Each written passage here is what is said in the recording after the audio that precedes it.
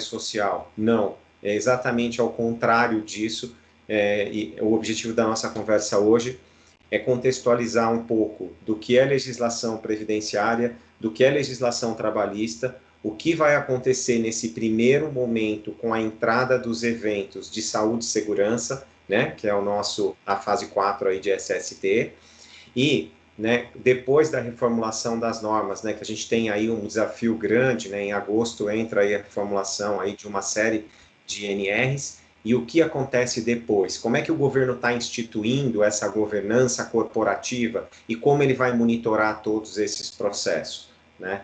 Então, já me adiantando, e por que só os eventos de previdências que vão ser encaminhados basicamente nessa primeira etapa, né?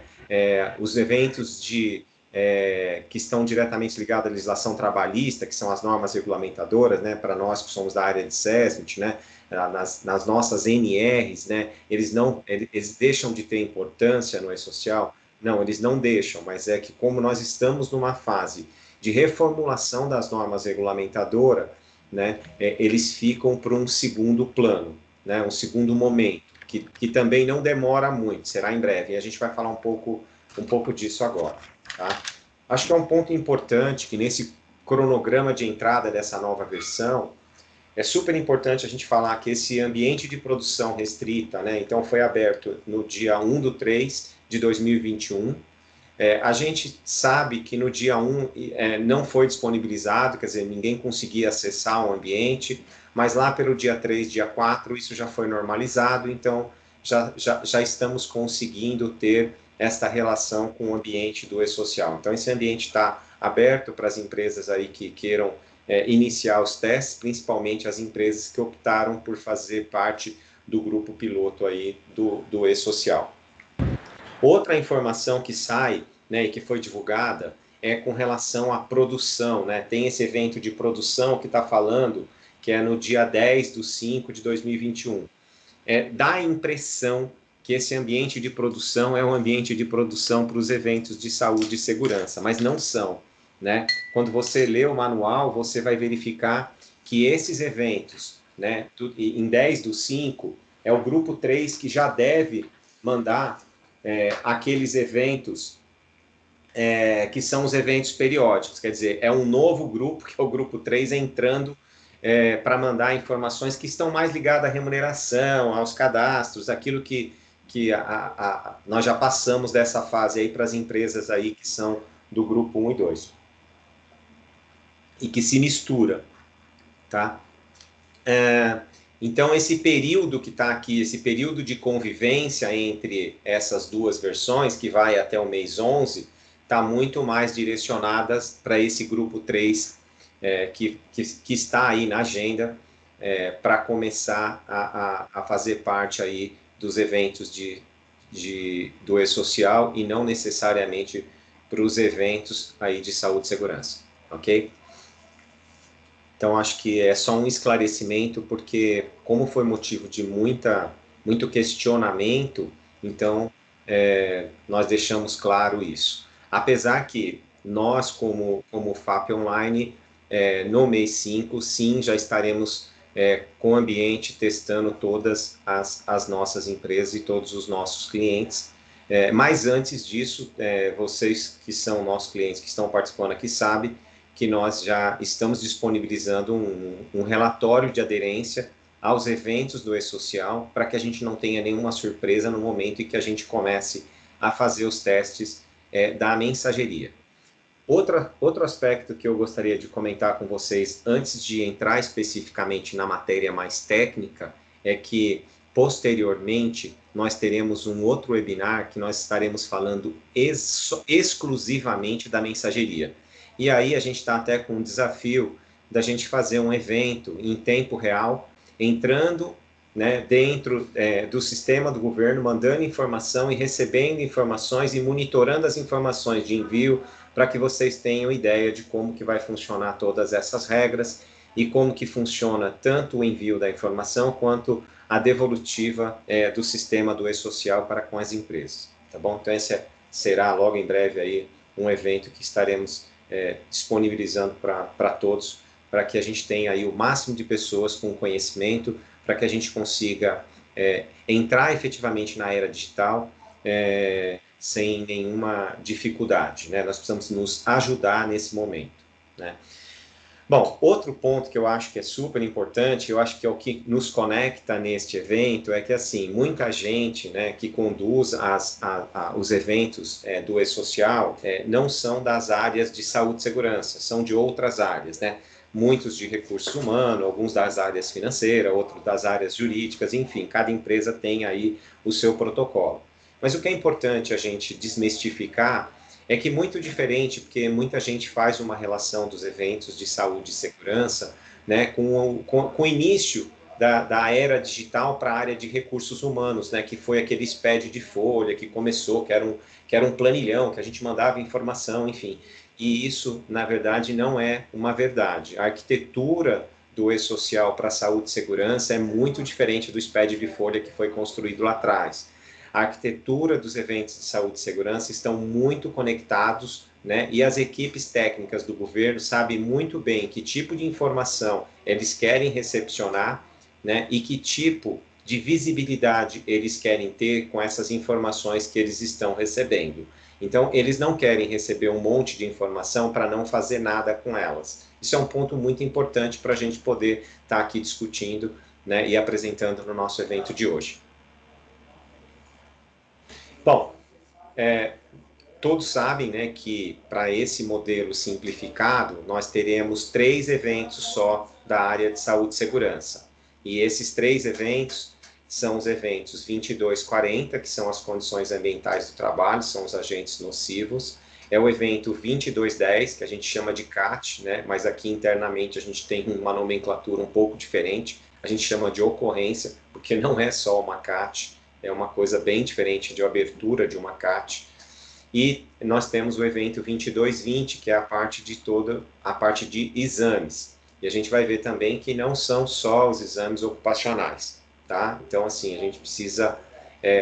nós vamos falar hoje, vamos nos ater sobre esses 3 eventos, né? Bom, dentre esses 3 eventos, eu vou começar pelo 2240, porque eu entendo assim, né? Nós que somos da área técnica, né, nós sabemos que primeiro, né, se a gente fosse pensar na construção do que nós temos hoje posto, né, a gente acaba construindo, né, um PPRA, e do PPRA a gente acaba tendo aí uma fotografia para desenvolver o PCMSO e para poder fazer a gestão de saúde e segurança, pensando nesses 2 documentos exclusivamente. Alguns pontos importantes e algumas correlações, né? O PPRA passa a não existir mais a partir de agosto, com a entrada do GRO-PGR, né? E também a partir de agosto nós teremos a nova NR7.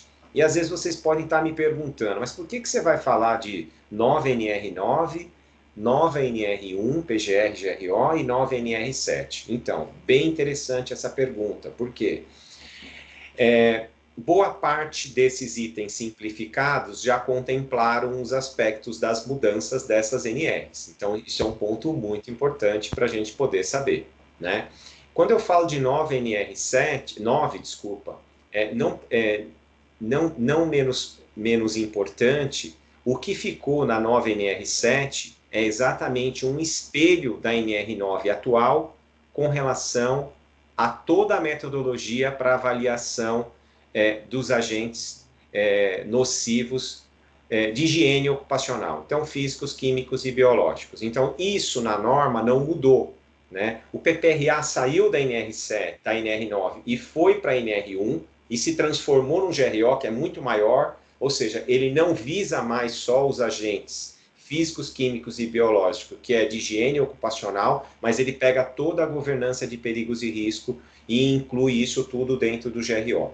Mas, para os itens de higiene ocupacional, que vai fazer parte do GRO, continua valendo, né, a iniciativa e metodologia num processo de avaliação de higiene ocupacional. Então, é super importante a gente falar disso, porque os eventos, os agentes nocivos que nós estaremos encaminhando no E-Social, eles precisam obrigatoriamente seguir a orientação da NR9.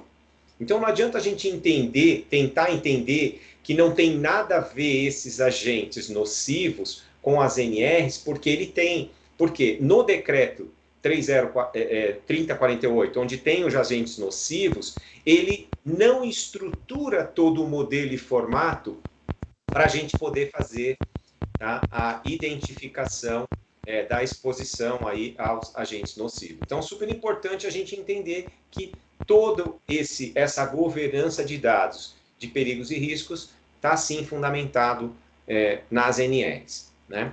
Então, falando um pouquinho da estrutura de toda a documentação que nós vamos encaminhar nesse evento, é muito importante a questão da descrição do local de trabalho. Então,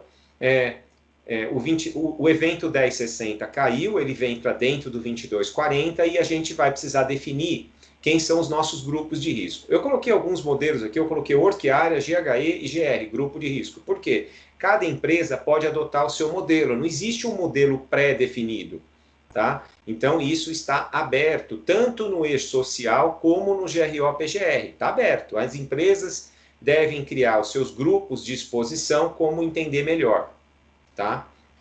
Descrição de atividade, eu coloco para mim, para eu lembrar que quando eu ponho descrição de atividade, eu ponho um item 1, é porque é um item obrigatório.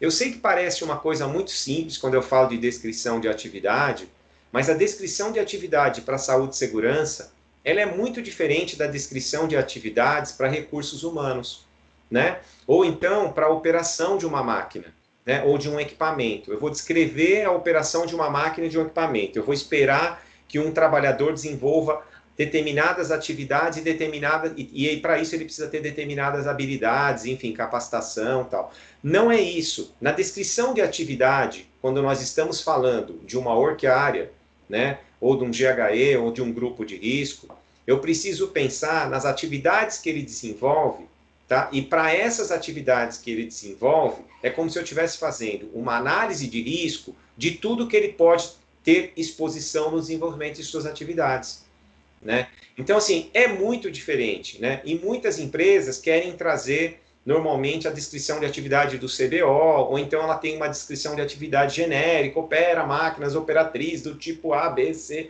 e isso não está contemplado, porque isso não é o objetivo deste tipo de descrição de atividade. Então, a gente precisa ficar muito atento, né? A nossa orientação é sempre que você faça uma descrição da atividade pensando nesse grupo de exposição que você definiu. É super importante isso, né? Por quê? Porque tem boa parte dos agentes nocivos, né, enquadrados qualitativamente, que estão diretamente relacionados à descrição de atividade e não efetivamente à exposição de um agente quantitativo. Então precisa deixar muito claro isso, né? Bom, aí vem toda uma parte metodológica do tipo de edificação, área física, iluminação, que eu tenho que identificar qual é esse, onde trabalha, onde elabora esse grupo de exposição de trabalhadores que nós estamos tratando, né? O último item, quando vocês veem aí, ausência de risco, eu coloquei proposital isso. Por quê?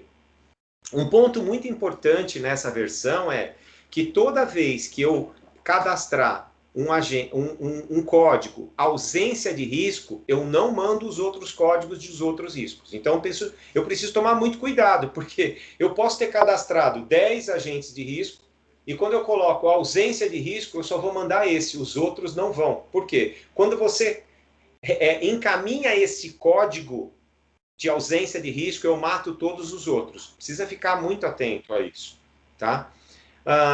Outro ponto que eu chamo atenção nessa versão simplificada.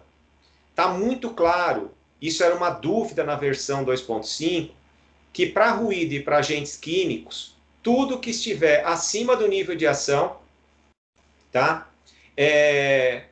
Devem ser encaminhados para ruído e para agente químico. Para baixo, não é obrigatório. Então, teoricamente, tudo que for abaixo do nível de ação, eu não vou mandar para o governo de forma codificada. E o outro ponto importante é que todos os outros agentes estão enquadrados. E aí não tem relação com o nível de ação. Ou seja, o fato dele existir e estar registrado e codificado dentro daquela orquiária naturalmente você vai encaminhar isso para o governo. Você precisa mandar, e é obrigatório. Então, ele deixou muito claro. Ruído e químicos abaixo do nível de ação, não me mande. Só me mande o que está acima do nível de ação. E para os outros agentes, aí, independente dos valores, se é quantitativo ou se é qualitativo, ou quanto você identificou daquele agente em um ambiente de trabalho, você precisa me encaminhar. Tá? Então, isso é um ponto de atenção, é um cuidado para vocês que são profissionais da área, vocês sabem o cuidado que nós temos que ter com esse jogo de informações, porque estaremos lendo com esses dados que são da empresa e que estão disponibilizando agora para a equipe aí, do E-Social, que são as equipes de governo, ok? Bom, indo para a questão dos perigos e risco, né, nós precisamos encaminhar, então, esses agentes nocivos. Importante que quando nós falamos de agentes nocivos, e aí pensando aqui na prerrogativa da própria NR9, nós vamos precisar identificar os agentes nocivos, nós vamos colocar o tipo de avaliação, o tipo de exposição, tempo de exposição, possíveis lesões ou agravos à saúde, é uma coisa que passa a ser um ponto muito crítico. Por quê? Normalmente isso não era utilizado na prática dentro do PPRA e nem dentro do PCMSO, muitas vezes, até dentro do PCMSO muito mais do que do PPRA, mas hoje a gente precisa colocar as possíveis lesões ou agravos à saúde, né, dentro do PGR, dentro do GRO, isso obrigatoriamente tem que estar nesse documento. Né? As formas de exposição, então vai precisar estar declarada essas formas de exposições e as medidas preventivas, né? Que também a gente sabe que tudo isso também vai fazer parte do GRO, né? Ou seja, precisa ficar muito claro nessa nossa conversa aqui que eu não estou construindo, né, um grupo de informações que eu vou mandar, que eu vou ter uma equipe lá de SESMIT dentro da minha empresa que vai cuidar do E-Social. Eu vou ter amanhã uma outra equipe que vai cuidar do GRO, PGR, todas as NRs, e eu vou ter toda uma outra equipe que vai cuidar dos meus processos de certificação. Nós estamos pensando numa governança agora global, quer dizer, na medida em que eu crio o PGR e GRO, tá certo? Onde eu tenho todos os meus dados de riscos e perigos, eu encaminho para a parte de agentes nocivo, previdência, trabalho, e aqui sai todos os meus laudos e todos os meus programas desse vamos dizer assim, dessa inteligência de dados que foi construída dentro aí da minha plataforma. Então, é super importante a gente ter isso como base, senão o E-Social vai vir mais para atrapalhar do que para ajudar, porque se está vindo para simplificar, é para que a gente pense numa governança unificada de saúde, segurança e trabalho. Então, é muito importante essa informação. Bom, ainda nos agentes nocivos, né? A gente vai precisar mandar quais são os EPIs, CAs, então tem toda essa vinculação, se vai vincular o EPI ao agente nocivo ou não, e os EPCs também, a gente vai precisar encaminhar essas informações, porque lembrando, essas informações que nós estamos mandando para o governo, nada mais é do que a formatação do LTCAT eletrônico e do PPP digital. Então, basicamente, nesse momento, é isso que nós estamos trabalhando. Ok? Com relação à insalubridade, periculosidade e aposentadoria especial, eu tenho um capítulo à parte para falar sobre isso. Lembre-se que na versão 2.5 nós precisávamos definir o que era periculoso, o que era insalubre. Esta informação hoje, ela não está mais aqui, ela já foi para o evento de folha, tá certo? Mas tem um ponto importante.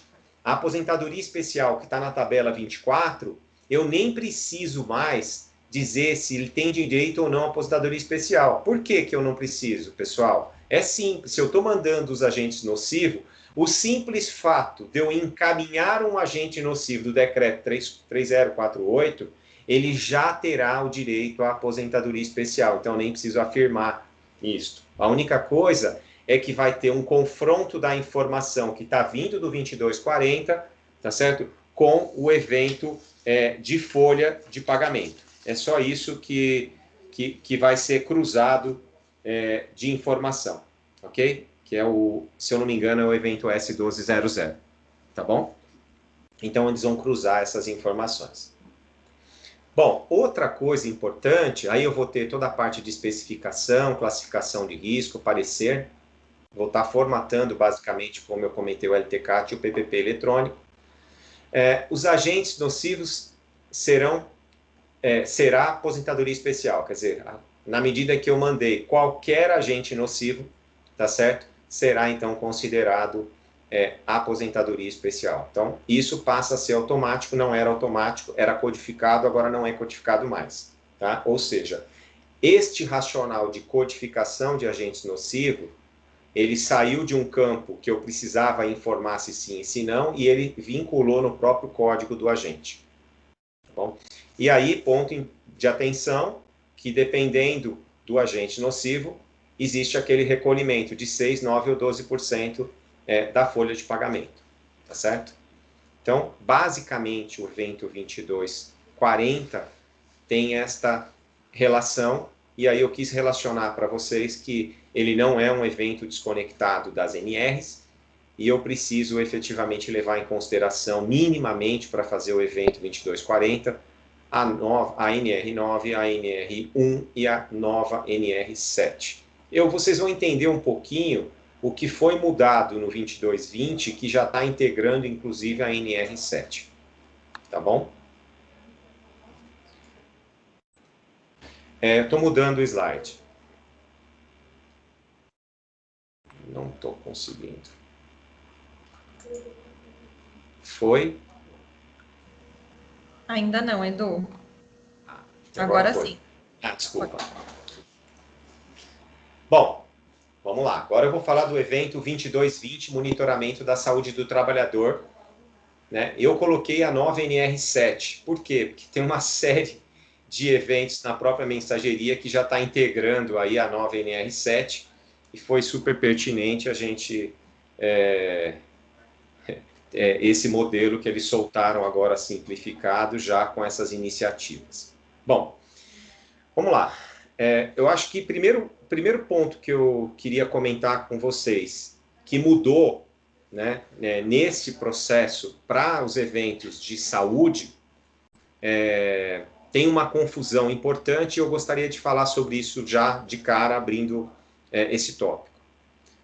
Os exames, quando eu mando um exame hoje ocupacional, eu vou precisar mandar se ele é inicial, né? Eu sempre chamo de inicial ou referencial, ou se ele é um sequencial, né? Por que inicial? Porque inicial não é um termo que os médicos estão acostumados. Os médicos estão acostumados com o exame de referência, que esta deveria ser a linguagem correta. Mas, dentro lá do manual do E-Social, foi considerado exame inicial, né? E temos aí o sequencial. Aqui tem um ponto muito importante para vocês entenderem. Imagina que o E-Social entra agora no mês de junho. Todos os trabalhadores que já são funcionários da empresa, tá certo? E que já fizeram admissional há muito tempo, tá certo? Eles já tiveram os seus exames iniciais cadastrados ou dentro da plataforma ou em papel, mas eles têm o exame inicial, e esse exame que eu estou mandando desse trabalhador que já é funcionário da empresa, ele não é um inicial, ele é um sequencial. Então imagina que eu vou mandar um periódico, um exame de retorno ao trabalho, um exame de mudança de risco, né? Então, esses exames, eles são sequenciais, porque o inicial ele já fez lá no admissional dele.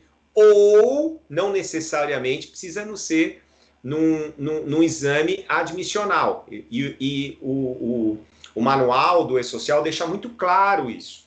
Né? Se for o primeiro exame de uma solicitação que o médico está fazendo para aquele trabalhador, ele vai precisar entrar como inicial. Os posteriores, com a mesma característica e codificação, serão então enquadrados como sequenciais. Precisa deixar muito claro isso, porque muitas vezes na mensageria ela não faz essa distinção, tá certo? E isto é importante, porque tem amarração de regras no que é inicial e o que é sequencial. Então precisa deixar muito claro. Já para todos os trabalhadores que forem admitidos posterior à entrada do E-Social, aí sim, seja no admissional, os exames complementares, o ASO admissional, enfim, todos esses exames serão iniciais, tá certo? E os posteriores sequenciais. ou mesmo eu fazendo só um ASO e no primeiro periódico, né? E aí já leva em consideração isso, por isso que eu falo da nova NR7. Por quê? A nova NR7, né, ela tem lá os exames que estão lá no quadro 1 e quadro 2, que eles devem ser semestral ou em menor tempo, a critério do médico coordenador do PCMSO, eles não necessariamente vão precisar ser feito mais no admissional, no demissional, no retorno ao trabalho e na mudança de risco. Eles vão ser necessários de serem feitos somente nos exames periódicos. Então, quando eu mandar os primeiros periódicos, vamos fazer uma suposição, 6 meses após a admissão, esses exames deverão ser iniciais, tá certo? Então, é um ponto muito importante e esta é uma regra que está pegando muita gente. A gente acaba vendo isso nos testes, que acaba tendo muito problema, tá? Então, precisamos ficar muito ligado com relação a isso. Além disso, tem a possibilidade de não só encaminhar esses exames, né, mas outros novos exames que foram enquadrados nessa tabela 27. Eu até coloquei aqui uma observação, super importante isso, tanto é verdade que dentre esses novos exames da tabela 27, eu só coloquei isso como exemplo, tem muito mais do que isso, tá? Eu coloquei aqui que nós temos o PCR para coronavírus, o IgG e o IgM, tá? Então, foi um exemplo, mas estão vários exames, tá? Não são só esses. Então, foram enquadrados novos exames codificados nessa tabela 27 para que elas sejam encaminhadas. E não necessariamente precisa ser só esses 5 tipos de exames que a gente está falando de ocupacionais. Pode ser outros exames também, tá? E aí, por que que tem o gatilho de deixar outros exames? Aí tem uma pegadinha. Porque a gente vai olhar aqui mais na frente, que a gente vai falar da NR9, da NR7 nova, teve uma mudança na NR7 que ela é super importante para a gente, que é assim, ó, existia para nós uma regra na NR7 atual, existe essa regra, desculpa, eu falo existia, mas ela existe, né? Que para funcionários de 18 a 45 anos, né, eu tenho uma periodicidade que tem que ser anual, por exemplo, de um exame periódico, tá? Esta faixa etária de 18 a 45, e esta regra, ela caiu, tá certo? Então, se a gente pensar num trabalhador, hoje, a gente tem essas periodicidades que estão aqui na nova NR7. É 6 meses para quem é quadro 1 e 2, ou a critério do médico coordenador sempre, tá? Os demais agentes, 12 meses, e para a ausência de risco, a gente pode considerar os 24 meses. Mas tem uma ressalva importante, né? Os crônicos, né? As pessoas que tiverem alguma doença crônica, precisa fazer exame em 12 meses ou menos tempo.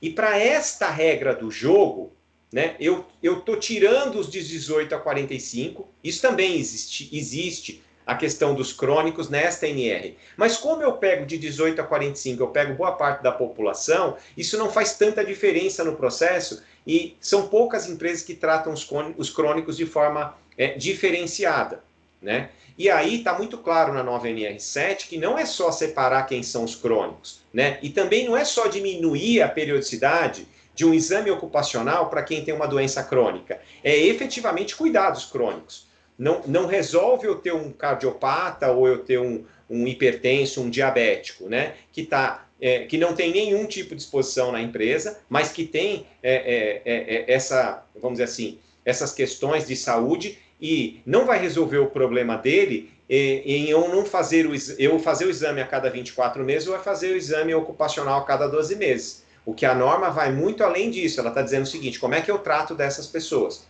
Eu preciso ter um olhar diferente, num tempo menor, né? Vamos cuidar dessas pessoas? Então, ela tem essa prerrogativa. E tem um gatilho dentro da mensageria, na relação de exames que eu envio, que está focado nos crônicos. Esse é um ponto muito importante, que ninguém, às vezes, pouca gente sacou isso, mas é uma coisa interessante da gente olhar nos eventos aí 22-20 e lá na tabela 27, que a gente vai perceber isso claramente, né? Outro ponto que eu gostaria de chamar a atenção, principalmente para as empresas que utilizam de rede credenciada. A gente sabe que é um desafio todos os dias, né? conseguir realizar um exame, e não só realizar um exame numa rede credenciada e fazer um exame, muitas vezes, um exame complementar, e a gente sabe que tem alguns exames que têm um tempo, né, para que seja realizado, às vezes tem ali 5 dias, 7 dias, 8 dias, 10 dias, enfim, cada clínica tem seu tempo, cada laboratório tem seu tempo, eu entendo muito bem isso, mas a gente precisa ficar muito atento, que além de ser realizado o exame, ele precisa estar dentro da plataforma. Né? Então, assim, eu preciso ter os exames complementares, teoricamente, antes antes ou no mesmo dia do ASO. Eu não posso ter um ASO e o exame complementar depois. Não faz muito sentido, porque o médico ele tem um processo, ele tem que avaliar os exames complementares, fazer o exame clínico e emitir o ASO. Pode ser tudo no mesmo dia? Até pode, entendeu? Não tem nada que impeça, mas, né, fica muito estranho, né, eu fazer o ASO no dia 10, né, e fazer os exames no dia 15. Não tem muita lógica. Então a gente precisa ficar muito ligado nisso, né? E tem empresa que ainda faz isso, né? Faz cadastro de exames posterior na plataforma, o ASO foi emitido antes, então a gente precisa ficar muito ligado. Gente, desculpa, quando a gente fala de digitalização, né, da área de saúde e segurança, a gente precisa entender que não é só sistema. Tem um processo primeiro, é processo, pessoas e sistema. O sistema é só a ferramenta. O processo, muitas vezes, é muito mais importante o engajamento da equipe do que a própria plataforma. A gente precisa ficar muito ligado nisso, tá? Precisa ficar claro, porque parece que eu comprei um sistema e eu resolvi todos os problemas do mundo. Eu não resolvi. Eu preciso ter muito claro o meu processo, eu preciso ter muito claro, né, a habilitação e capacitação das minhas equipes, e eu preciso ter muito claro aquilo que o sistema consegue fazer para a gente. Tá? Bom, aqui eu coloquei que o envio é até o dia 15 do mês subsequente. Então, tudo que você fez aqui, por exemplo, em março, a gente vai precisar encaminhar até o dia 15 de abril. Então, super importante esse tempo que eu coloco aí de 15 dias, que é onde toda a documentação precisa estar na plataforma. Ou seja, qual é o SLA das redes credenciadas? Esse vai ser um SLA muito perseguido, né? Porque nós precisamos atender esse aspecto é um aspecto de compliance, é um aspecto legal, e isso vai trazer consequência se as organizações não conseguirem se adequar nesta metodologia. Tá? Eu já coloco aí mudança de risco, porque o exame que está exposto, que é mudança de função atualmente, né, vai mudar então para mudança de risco na NR7, também contemplado aí na mensageria já do e-social. Outra colocação, só uma observação, na NR7 nova, deixa claro que o ASO não precisa ser entregue em meio físico, a não ser quando for solicitado pelo paciente, tá? E um outro ponto que eu gostaria de refletir, que é muito importante. Sempre houve uma discussão sobre usar o ASO para dar aptidão para um trabalho de risco. Por exemplo, eu vou fornecer um ASO para um trabalhador e vou dizer que ele está apto para trabalho em altura, ambiente confinado, serviço de eletricidade, enfim, uma série de aspectos nesse sentido. Eu acho que agora, não tenho certeza, ficou muito claro que sim, o ASO, com a nova NR7, deve ser utilizado considerando as atividades de risco, ou seja, está se pedindo um olhar diferente por parte aí da saúde para identificar se o trabalhador tem habilidade ou não para desenvolver determinadas atividades. Bom, exames alterados devem ser realizados no inventário de perigos e risco, PGR, enfim. Bom, aqui falando um pouco só já da integração entre e-social e o PGR, que todo exame alterado lá no PGR pede uma ligação direta para verificar se o exame foi alterado porque tem alguma exposição, algum perigo, risco, algum agente nocivo que não foi identificado lá dentro da sua orquiária ou dentro do seu GHE, que você deve implementar, né, deve colocar isso, deve cadastrar, classificar, enfim. O dano à saúde, se foi referido ou não, tá certo? Porque os exames, né, o resultado de exames serão aí monitorados. E só deixando muito claro, dentro dessa nova NR7, que isso vai permear depois pela mensageria, isso é um ponto muito importante, que é o relatório analítico do PCMSO, que tem uma mudança nessa nova norma de uma forma muito mais bem estruturada, onde se pede minimamente o número de exames clínicos realizados, números e os tipos de exames complementares realizados, há estatísticas de resultados normais de exames complementares por categoria, por tipos de exames, por unidade, setor, função, né? A incidência da prevalência de doenças, né, em cada unidade, setor e função, informações sobre o número e tipos de evento, informações de CATs, informações de número de CAT, tipos de doenças, enfim, né? E uma análise comparativa dos resultados dos exames ocupacionais, tanto os sequenciais e os de referência. Então, super importante que a gente ligue essas coisas, porque elas vão se integrar daqui a pouco, muito próximo, elas vão entrar em operação de uma forma integrada. Então, olha como as coisas estão começando a se fechar, né? Então, super importante. Ou seja, para adequar essa nova NR7 na mensageria do 2220, o governo vai ter um trabalho muito pequeno, quase nada, né? Ele já está tendo quase todas essas informações, né? Então, ele só vai duplicar a informação para o Ministério da Previdência e Ministério do Trabalho, que está tudo dentro hoje do Ministério da Economia, e nem sei se vai separar mais. Tá? Bom, aqui é só para mostrar um pouco será necessário ter um olhar para a questão da gestão dos crônicos, tá? Mas não é objeto da nossa conversa aqui hoje. E, para finalizar, e não menos importante, o evento 2210, que é a comunicação de acidente de trabalho. Então, a gente tem toda a parte do registro de ocorrência, né, onde a gente tem lá o tipo de ocorrência, o local, data, todas aquelas informações básicas, né, de uma ocorrência. E aí, onde vocês veem esse logo do E-Social, aí é tudo codificado. Então, a gente tem uma amarração muito forte nisso, que não caiu, né, que é toda a parte de identificação da vítima, a parte do corpo atingido, a natureza da lesão, agente causador, situação geradora, enfim, tem toda uma parte já codificada das CATs e que permanece. Outro ponto que eu gostaria só de comentar com vocês, da questão da CAT, que a gente chama aqui de ocorrência, né? Porque abre-se uma ocorrência, faz-se uma investigação de acidente, monta-se um plano de ação e identifica se foi acidente ou não foi. Se foi acidente, abre CAT, e se não foi acidente, faz o processo de descaracterização, se não foi acidente, que é boa parte do processo, como é gerido, por exemplo, a gestão de acidentes e doenças ocupacionais dentro das organizações.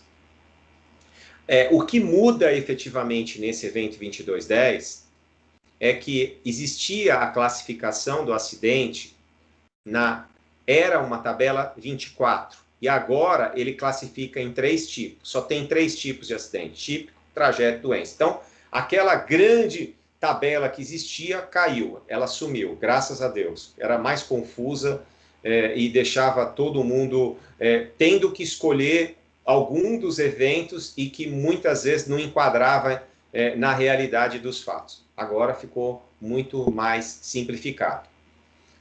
Eu também quero fazer uma referência. Não é obrigatório mais mandar o atestado médico, tá certo? Que teve relação direta com a CAT, tá certo? Mas tem um porém muito sério, que é o atestado médico eu mando nesse evento 2230, tá? O atestado médico, quando eu não vincular na CAT, eu posso vincular, mas eu não sou mais obrigado. Eu era obrigado, agora não sou mais. Mas precisa deixar muito claro que se eu não vinculo o atestado na CAT, eu preciso ter o CRM ou o CRO, tá certo? Ou médico ou dentista, para dizer para mim o seguinte: ele é o responsável pela abertura da CAT, né? Se eu relacionar o atestado que afastou e o atestado está vinculado na codificação acidentária, que é de um B91, tá certo? Então, automaticamente, o que deu origem à abertura da CAT, tá certo? Foi aquele atestado médico. E foi aquele próprio médico que fez atendimento do paciente. Quando eu não tenho esse atestado, eu preciso ter um médico responsável. Então, precisa ficar muito atento a isso. E essa informação é obrigatória. Sem essa informação, eu não consigo enviar o evento. Entendeu? Então, isso é um ponto sensível. Tomem cuidado com essa questão do atestado médico. Nós, como plataforma, deixamos o atestado, tá certo? E aí se vincula o atestado e entra-se o médico do atestado médico. Quando não, precisa ser definido quem é que se vai se responsabilizar pela abertura da CAT. Um médico que fez o atendimento ou um médico coordenador do PCMSO, enfim, as empresas precisam decidir o que vão fazer com relação a essas informações e como traz essas informações tanto para dentro do sistema quanto para o envio das informações via mensageria. Tá bom? Aí depois vem toda a parte, né, de planos de ação, enfim, essas questões todas. O que eu quis relacionar aqui, um ponto muito importante, é que vocês podem perceber que aqui eu também coloquei duas normas regulamentadoras. Eu coloquei a NR1 como um GRO-PGR e a nova NR7. Por que eu coloquei essas duas normas? Está muito claro no PGR que toda vez que acontece uma ocorrência, eu preciso aplicar o ciclo PDCA, olhar para dentro da minha work area, do meu GHE, e verificar se aquele evento que motivou aquela ocorrência, aquele acidente, tá certo? Está cadastrado no meu inventário de perigos e riscos. E se não tiver, eu preciso incrementar, eu preciso colocar, eu preciso enquadrar isso, tá certo? Então, isso é um ponto importante. Outra coisa, vocês acabaram de ver que eu acabei de mostrar que no relatório analítico da NR7, tá certo? Ele chama o quê? Exames alterados também precisa voltar lá para o PGR. E as CATs precisam estar relacionados no PCMSO. Aonde acontece mais acidente, qual é o cargo, qual a função, qual a work area, qual o GHE, qual a unidade operacional, qual o CNPJ, enfim. Eu preciso ter isso porque eu preciso fechar isso estatisticamente. Então as coisas estão se fechando e estão se relacionando. Ou seja, o governo não está fazendo nada desassociado do aspecto legal e da governança de saúde e segurança. Isso está sendo muito bem pensado e essa arquitetura está sendo construída de uma forma bastante eficiente. É bom que as pessoas tenham isso em mente. Bom, o que eu acabei de falar agora foi uma questão mais operacional. Eu vou mostrar para vocês um pouco de como será essa base estratégica que está sendo construída. Nós temos esses 3 eventos, que nós temos aí a gestão digital, que é o início com os eventos 2240, 2220 ou 2210, que são eventos basicamente previdenciários, tá certo? E ele vai se relacionar com o ambiente do e-social através de mensageria de troca de informações, tá?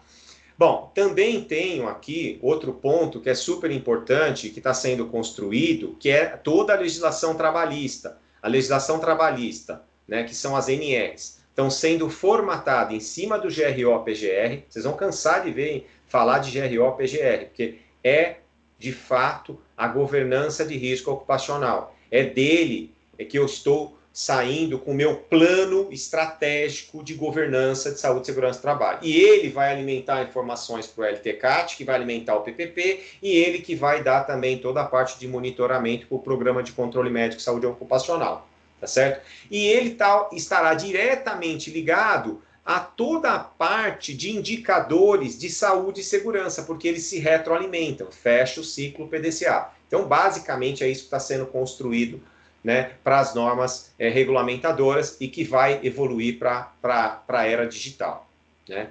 E, pensando nas duas coisas junto, essa é a fotografia que a gente vê do futuro, né? Então, assim, o que é a fotografia do futuro? A mesma mensageria que hoje só vão receber esses eventos que estão aqui na minha esquerda, né, vai receber as informações também na mensageria desses eventos de normas regulamentadoras que estão aqui na minha direita. Então, as coisas se integram, né? E eu não faço governanças separadas, a governança é unificada.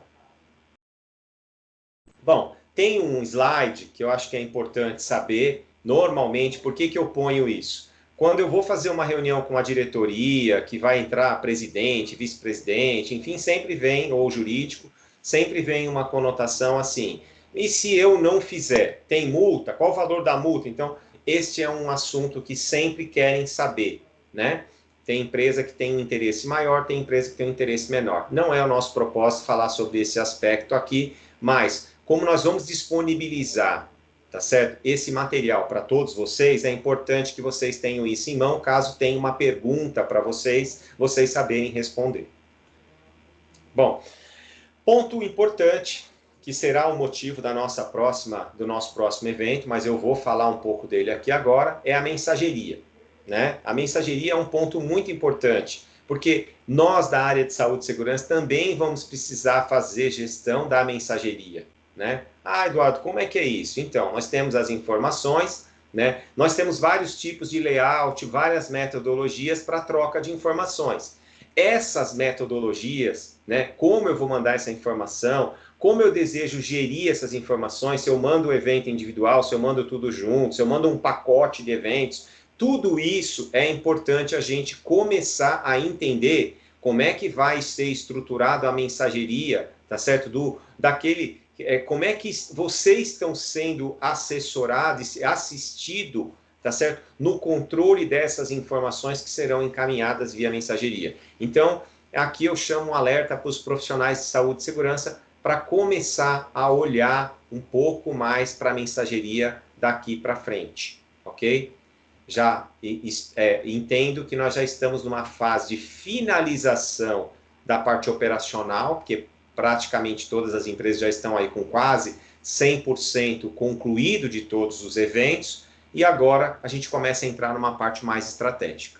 Aqui é um painel de monitoramento das informações de saúde e segurança, tá certo? E é onde a gente consegue verificar se foi encaminhado, não foi, se teve algum retorno ou não da informação, e eu consigo visualizar, eu consigo editar. Lembrando que não é simplesmente entrar no evento e mudar um código e mudar uma informação, né?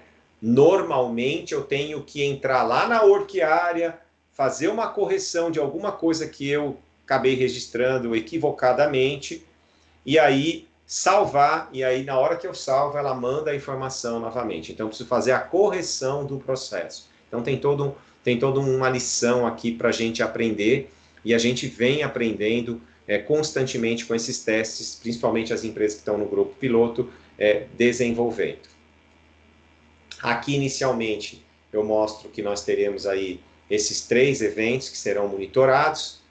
Aqui um ponto importante, quer dizer, neste evento aqui que que está à minha esquerda, eu mandei e foi com sucesso. O evento que está na minha direita não foi um evento com sucesso, teve uma falha no processo e veio uma descrição automática para mim dizendo o que foi a falha, né? Precisa ficar claro que não tem ninguém lá do outro lado recebendo a informação e respondendo o e-mail, tá? Isso aqui é uma regra. Bateu lá, tem uma regra, olha, vem, identifica, está correto ou não está correto, né? Assim como vai ter uma regra, tá certo, que vai monitorar um agente que dá direito à aposentadoria especial e se ele está sendo recolhido ou ele não está sendo recolhido. Ou uma insalubridade, um agente que vai ser insalubre, está sendo recolhida a insalubridade ou não está sendo recolhida a insalubridade, né? Então, assim, existem regras no processo, né? E existem regras também na forma de recepcionar as informações, o que eu recebo primeiro e o que eu recebo posteriormente.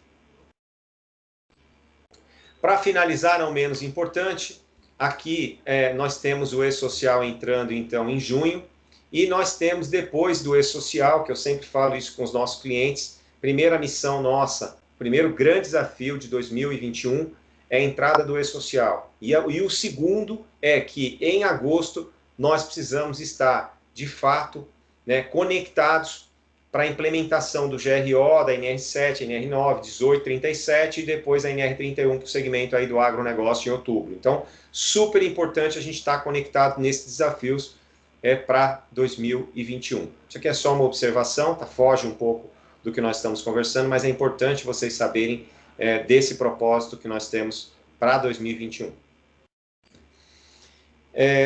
Terminei no tempo, em respeito a todos vocês.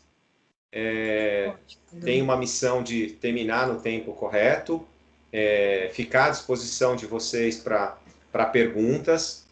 Temos muitas perguntas aqui, viu, Edu? Temos, que bom. Temos. Que bom. Acho que vai ser bem legal a gente poder começar agora a responder.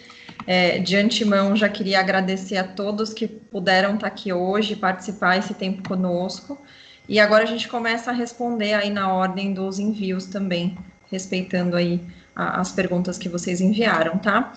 Eu vou falando, Edu, e acho que a gente vai tentando responder todas, e aí, à medida que o pessoal precisar sair, fica à vontade, a gente compartilha o material depois, só, né, recapitulando que a gente vai mandar a apresentação e a gravação para vocês no e-mail cadastrado, e aí, se alguém não puder ficar, não tem problema, mas quem puder, acho que é válida aí a interação e a troca, tá? Edu, então, em relação à primeira pergunta, foi da Luciana Garcia de Sá.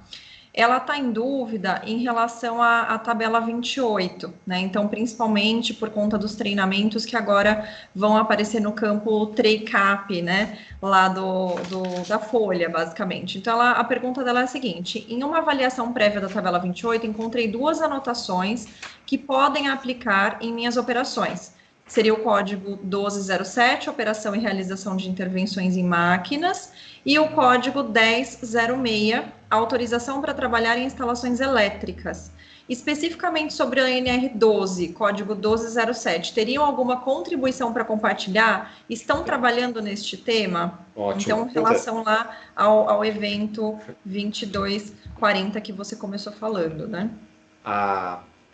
Foi a Luciana, né, que fez a pergunta. Luciana Garcia de Sá. Super pertinente a pergunta da Luciana. Adorei a sua pergunta, porque assim, existia um evento, né, eu não falei dele, que é o 2245, que ele falava de todas as capacitações e habilitações que a gente precisava ter, né, vinculado inclusive na orquiária, no risco, no desenvolvimento da atividade que o trabalhador deve fazer.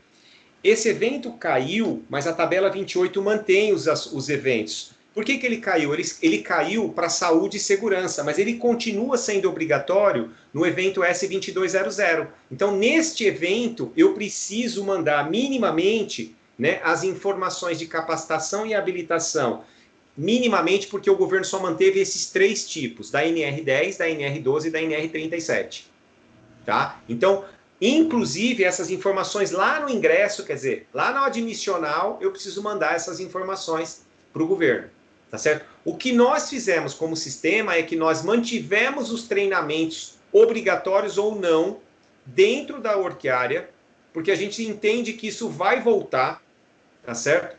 Porque só está os três, contemplando as três NRs e o objetivo do governo é trabalhar com todas as habilitações de capacitação de todas as exposições de risco, que ele vai ampliar depois. Então, a gente acabou deixando dentro das orquiárias e a gente manda essa informação de obrigatoriedade para o evento 2200 e o evento 2200 faz a transmissão da informação. Então, assim, nós trabalhamos desta maneira na plataforma para não desconfigurar o 2245, porque a gente acredita que ele volta.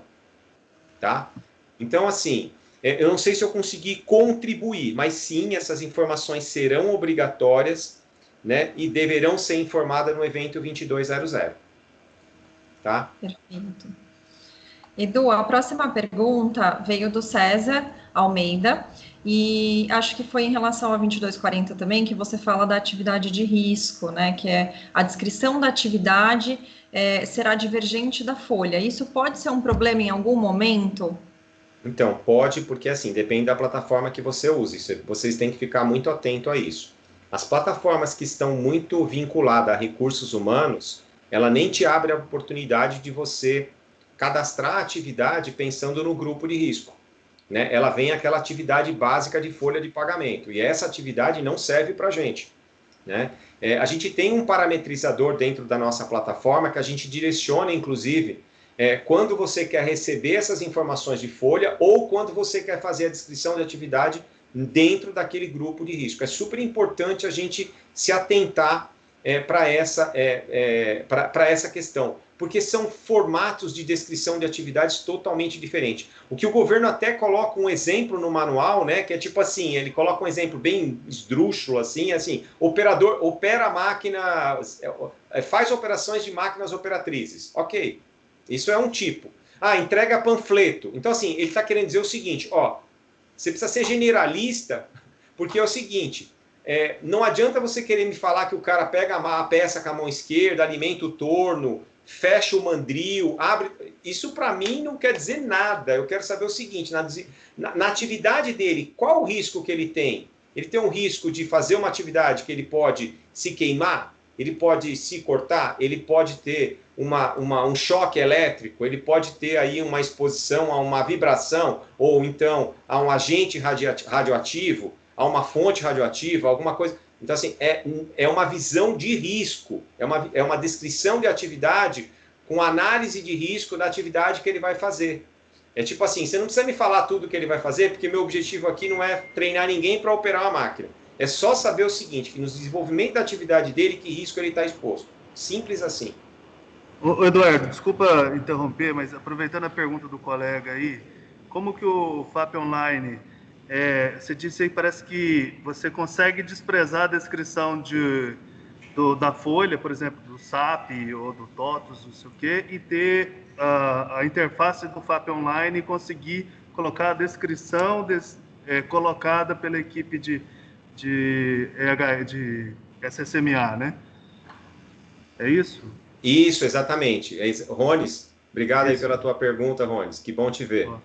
Sim, é exatamente isso, Rones. A gente consegue definir um parametrizador se essa informação vem para dentro da orquiária da folha ou se eu descrevo ali no momento em que eu estou fazendo o meu inventário de perigos e risco, se naquele momento eu faço a descrição de atividade pelos profissionais de IHS, aí, de SESMIT, enfim.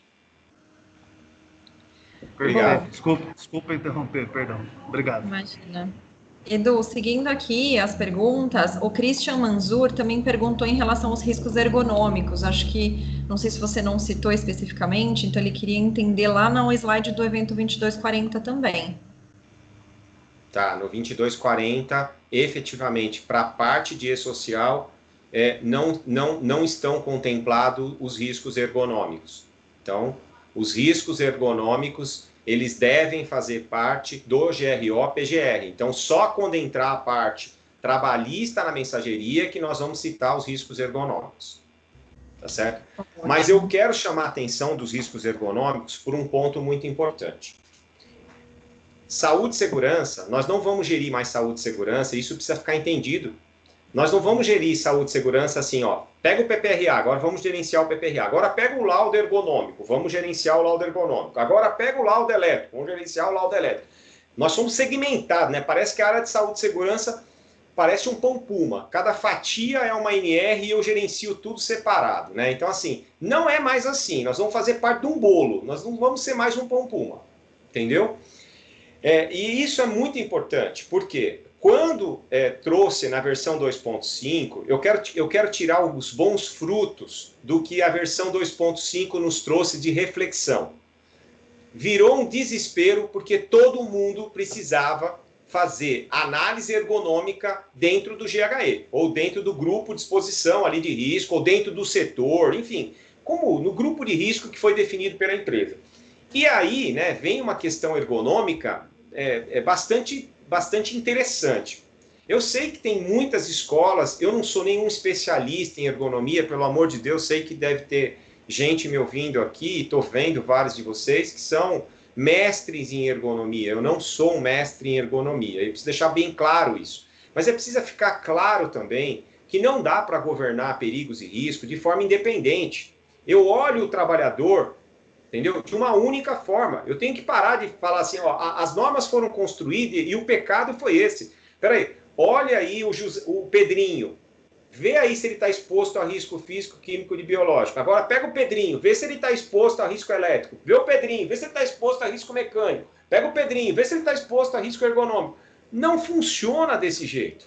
Não funciona desse jeito. Eu tenho que olhar o Pedrinho dentro do ambiente dele de trabalho e entender se ele está, que tipo de exposição ele tem. O GRO vem nos dar uma clareza muito grande. Imagine que eu entre dentro de uma empresa, um engenheiro de segurança, um técnico de segurança, um médico do trabalho, né, um psicólogo, um assistente social que está dentro da área de SESMIT, precisa ter a visibilidade de tipo de exposição quando eu falo de um setor, quando eu falo de uma orquiária, ele precisa ter essa ideia, ele entende toda a exposição. Né? Na nossa cabeça a gente não olha, bom, ele tem exposição, higiene aqui, ergonomia aqui, não funciona desse jeito, eu olho a exposição de uma forma geral. E eu sei que tem um mega desafio na parte ergonômica de fazer esse enquadramento, porque nós aprendemos a fazer análise ergonômica posto a posto. Né?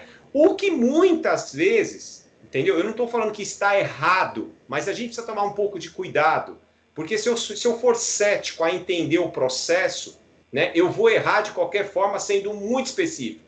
Então, assim, eu preciso entender que hoje o trabalhador ele está na máquina A, B, C, D, E, F, G e às vezes ele está na J. Então, raramente hoje você tem um trabalhador que fica num único posto desenvolvendo uma única atividade. Isso é muito raro, né?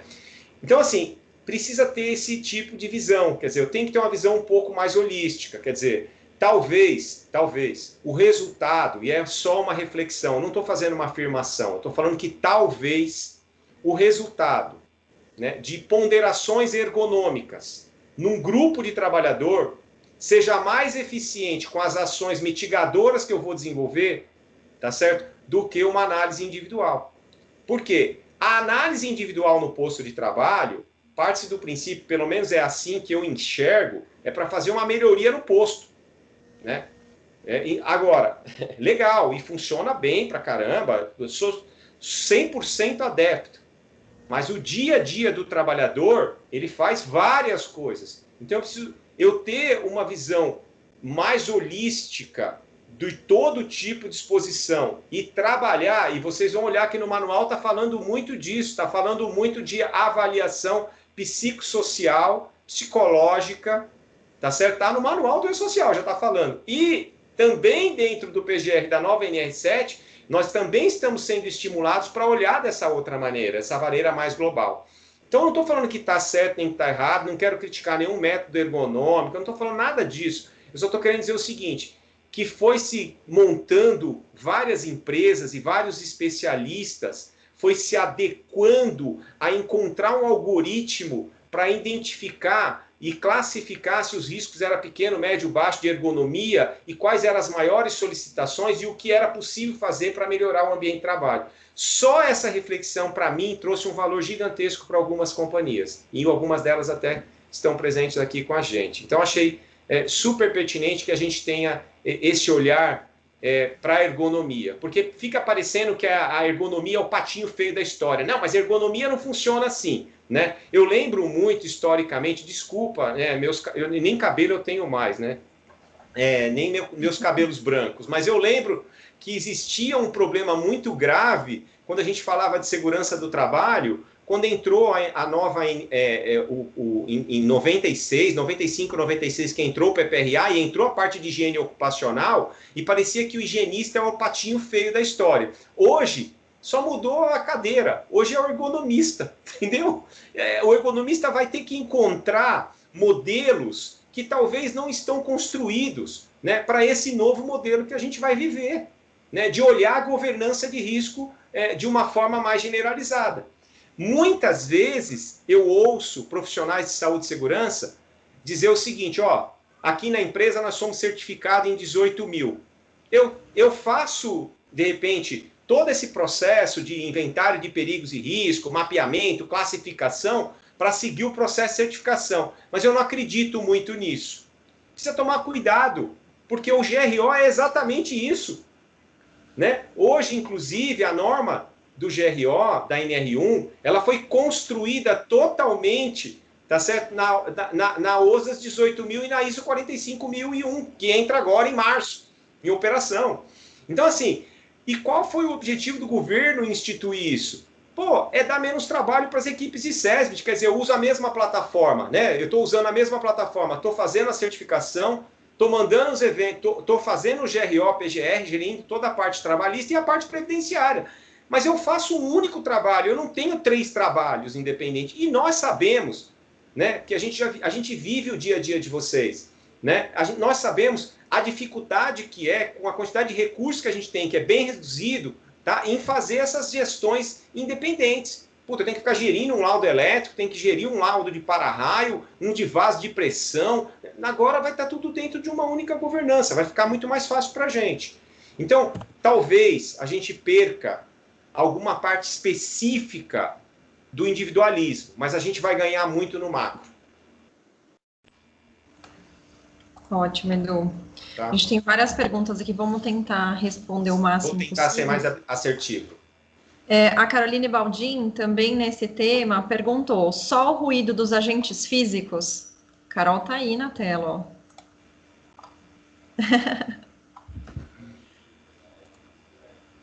Só o ruído dos agentes Essa foi a pergunta físicos? dela, Edu. Acho que foi relacionada também ao evento 2220, onde você Não, falava tem do... mais. Eu coloquei o ruído porque o ruído é o único que ele fala o seguinte: se não tiver no nível de ação, se tiver abaixo do nível de ação, né, ou no nível de ação abaixo, você nem me manda. Só me manda aquilo que tiver acima do nível de ação. Os demais entra sim dentro do evento 2240 outros agentes físicos, tá? Vibração, entra a parte de radiação, entra outros agentes sim, tá? Perfeito. Acho que isso já engata na próxima pergunta da Luciana Garcia. Ela perguntou assim: a exemplo do agente vibração, que está no decreto 3048, ele estando abaixo do nível de ação, devo lançar? Não existe nenhuma especificação para vibração CIMB e radiações? Deve lançar. Ele está dizendo o seguinte: só o fato de existir me manda. Não está vinculando em nível de ação, ok? Então, se existe a exposição, independente aí da parte quantitativa, é qualitativo. Sim, você tem que mandar. Perfeito. A Ana Paula Bessani também mandou uma assim: tenho dúvidas sobre as radiações não ionizantes, também para trabalho a céu aberto. Devo colocar exposição eventual? E se o protetor solar não é um EPI, o que eu posso colocar como medida de controle? Também em relação à radiação eletromagnética e campos eletromagnéticos. Acho que a pergunta dela é um pouco mais ampla, né? Vamos separar Então essa vamos pergunta. começar. Bom, Devo colocar exposição eventual para trabalho a céu aberto, no caso de radiação não ionizante? Depende, né? Aí precisa ver se ele trabalha 8 horas por dia, aí precisa entender, senão... aí precisa entender um pouco, mas não consigo responder com certeza, porque se ele Muitas trabalha todo dia, variações, às né? 8 horas por dia no ambiente, sim. Se for de vez em quando, tal, eventual, né? Então, precisa entender isso, tá? Não consigo responder. Se for eventual, eventual. Se for intermitente, intermitente. Se for permanente, todo dia, tantas horas por dia, é permanente. Perguntou, por exemplo, sobre o protetor solar. Vamos deixar claro o seguinte: aí entra mais na legislação, talvez, rural, né? Então, é um ponto importante. Apesar de não ser considerado um EPI, depende, né? Não é considerado EPI porque não tem um CA. A máscara que vocês estão usando aí, ó, né, que eu uso aqui também, ela não é um EPI, tá certo? Mas me protege? Protege. Então, um pouco da quebra do paradigma do EPI, a gente quebrou agora com o Covid. É melhor ter uma máscara que não tem um CA, ela não é considerada um EPI, mas ela me protege, né? Então, o protetor solar protege? Protege sim. Vale a pena? Se fosse para o PGR, eu falaria para você, sim, você pode colocar que você fornece o protetor solar, e a gente sabe que no agronegócio acontece muito, e a gente registra que a gente fornece isso como uma medida preventiva, né? É preventivo, né? O protetor solar é preventivo, apesar de não ser um EPI. Tá? Mas ele funciona muito bem como uma medida preventiva e deve ser considerado, tá? Tá. É porque a gente tem algumas místicas, né? Que assim, o fato de não ter CA, não ser um EPI é complicado, mas a gente não pode fugir disso, né? Porque tem uma regra do jogo, a gente precisa respeitar, tá certo? Perfeito. Ela coloca até, né? O que eu posso colocar como medida de controle, né? E também essa mesma pergunta em relação à radiação eletromagnética e campos eletromagnéticos. Então, a radiação, aí precisaria entender, porque precisaria ver qual tipo de frequência. Para cada frequência, a gente teria que responder de uma forma diferente. Precisa entender se é baixa frequência, alta frequência, e aí tem algumas coisas mais específicas, tá? Tá bom. Talvez esse assunto a gente possa conversar depois. Isso, tá bom? Perfeito. Seguindo aqui, o Lucival Alves da Silva perguntou: quando for informar os riscos ambientais, quais os códigos informar, pois a tabela 23 de fator de risco foi retirada e agora entrou a tabela 24, agentes ou atividades previstas como especial. Perfeito. É a tabela 24, é os códigos da tabela 24. Vou explicar para vocês o que nós fizemos no FAP. Existia a tabela 23, e na tabela 23 eram os agentes da CGIH. Então tinha todos os eventos trabalhistas e os eventos previdenciários unificados com código. Nós deixamos só os códigos da tabela 24, nós tiramos todos os códigos da CGIH, então ficou sem códigos, mas nós mantivemos todos os agentes na plataforma. Por quê? Porque quando entrar os eventos do GRO-PGR, tá certo? Que está sendo revisitada toda a NR15 e tal, esses eventos também, esses agentes terão códigos. Aí eu vou só colocar os códigos neles. Ok? E aí ficou muito fácil, que nesse momento eu defini na plataforma o seguinte: o que tem código eu mando para o E-Social, o que não tem código eu não mando, mas eu uso ele para minha gestão do meu dia a dia aqui. Tá certo? Para que não tenha um retrabalho depois, né, Edu? Claro, claro. Teria que ir lá e fazer toda a vinculação de novo. Sim. Aí, nesse caso, até complementando a tua fala, a gente sempre pensa nisso, né? Então, ao invés do nosso cliente ter que entrar e fazer toda essa vinculação novamente, isso é feito através de um banco de dados, né? Então, tudo aquilo que já está vinculado àquele risco, aquele agente que não tem um código, ele vai ser atribuído um código, isso não vai gerar uma ação adicional para o cliente final, para quem está gerindo aquela work area. Então, isso é feito através do banco de dados e economiza a hora homem, né? Essa é a nossa preocupação também. Então, a gente está otimizando o processo. Perfeito, Bom, agora voltando, as perguntas estão mais relacionadas ao evento 2220, tá, Edu? Então, quando você entrou no slide 2220, surgiram essas perguntas que eu vou começar agora. Então, o Girley dos Santos Silva, ele perguntou: quer dizer que quando um funcionário realiza a mudança de função, que agora é mudança de risco, né? Altera o risco e são solicitados novos exames devido ao risco. O lançamento deve ser inicial? Sim. É como se ele estivesse entrando, é o primeiro exame que ele está fazendo. A não ser, peraí, a não ser, por exemplo, que ele já fez em alguma época, entendeu? Por exemplo, vamos imaginar que quando ele fez o admissional dele, ele já é funcionário da empresa, porque tem duas conotações aí, já é funcionário da empresa. Ele, no admissional, ele fez uma audiometria, tá? Aí ele foi para um serviço administrativo e agora ele está indo para uma área que tem ruído. E ele vai fazer uma audiometria. Esta é a inicial? Não, a inicial foi a que ele fez no admissional. Perfeito. Ok? Precisa deixar claro isso. Essa vai ser uma sequencial. Mas se ele não fez e foi o primeiro exame dele, vai ser a inicial. Porque não tem base de comparação, né? Não tem base de comparação. Comparativo. Então, se tem um histórico, mesmo que não era relacionado à atividade, usa aquela como referência para comparação, né?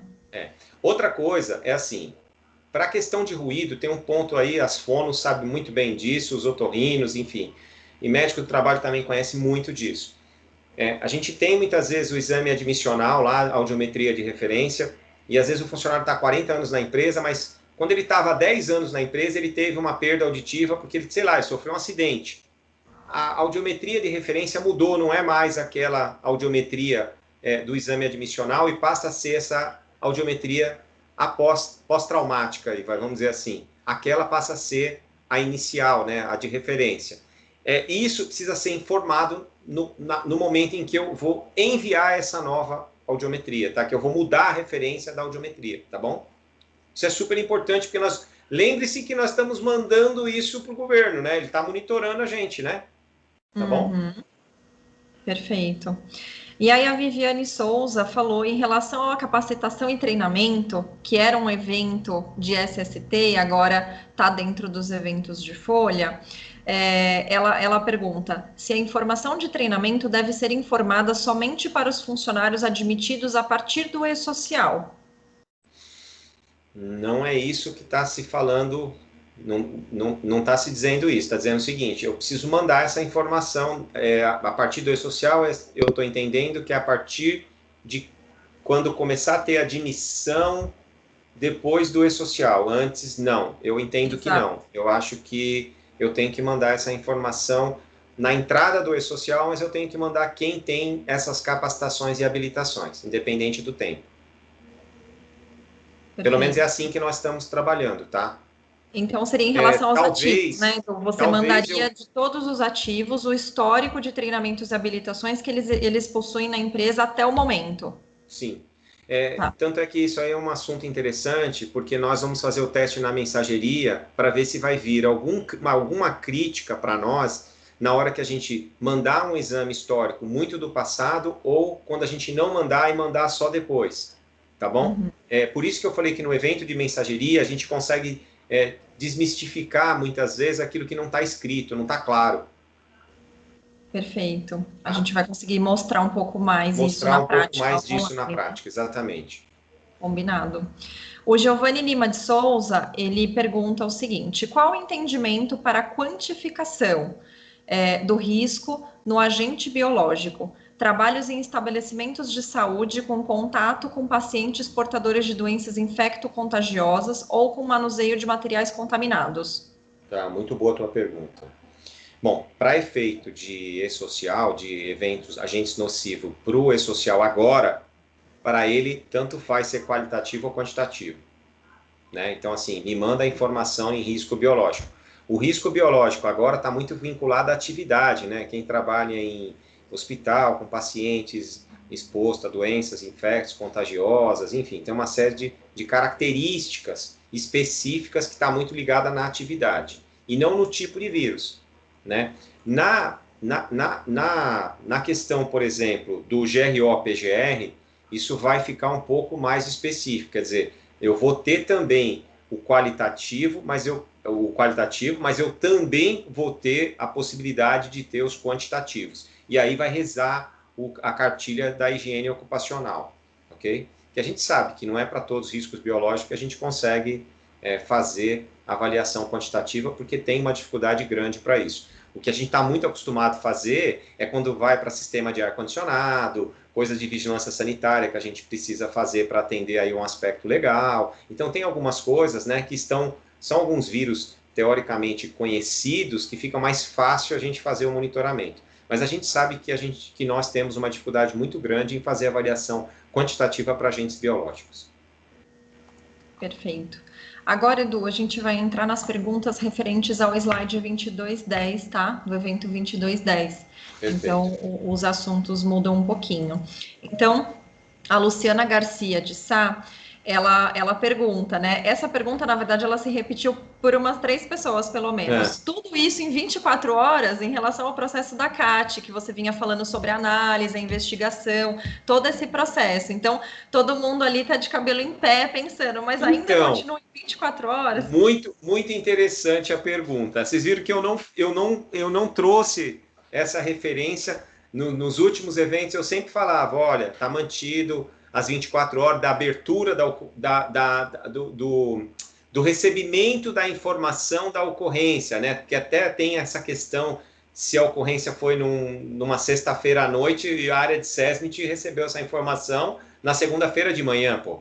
Né? Então, assim, como é que é isso? Né? Então, agora, neste modelo, não está mantido as 24 horas. Não vem falando disso nas 24 horas. Então, a gente colocou para a equipe de produto nos nossos testes aqui, né, mandar a informação após as 24 horas para ver se vai ter alguma crítica nas 24 horas. Por quê? Porque a gente sabe que tem uma dificuldade muito grande, principalmente se o trabalhador for encaminhado para um hospital, para uma clínica, se a gente nem tem informação, como é que eu preencho essas informações no sistema?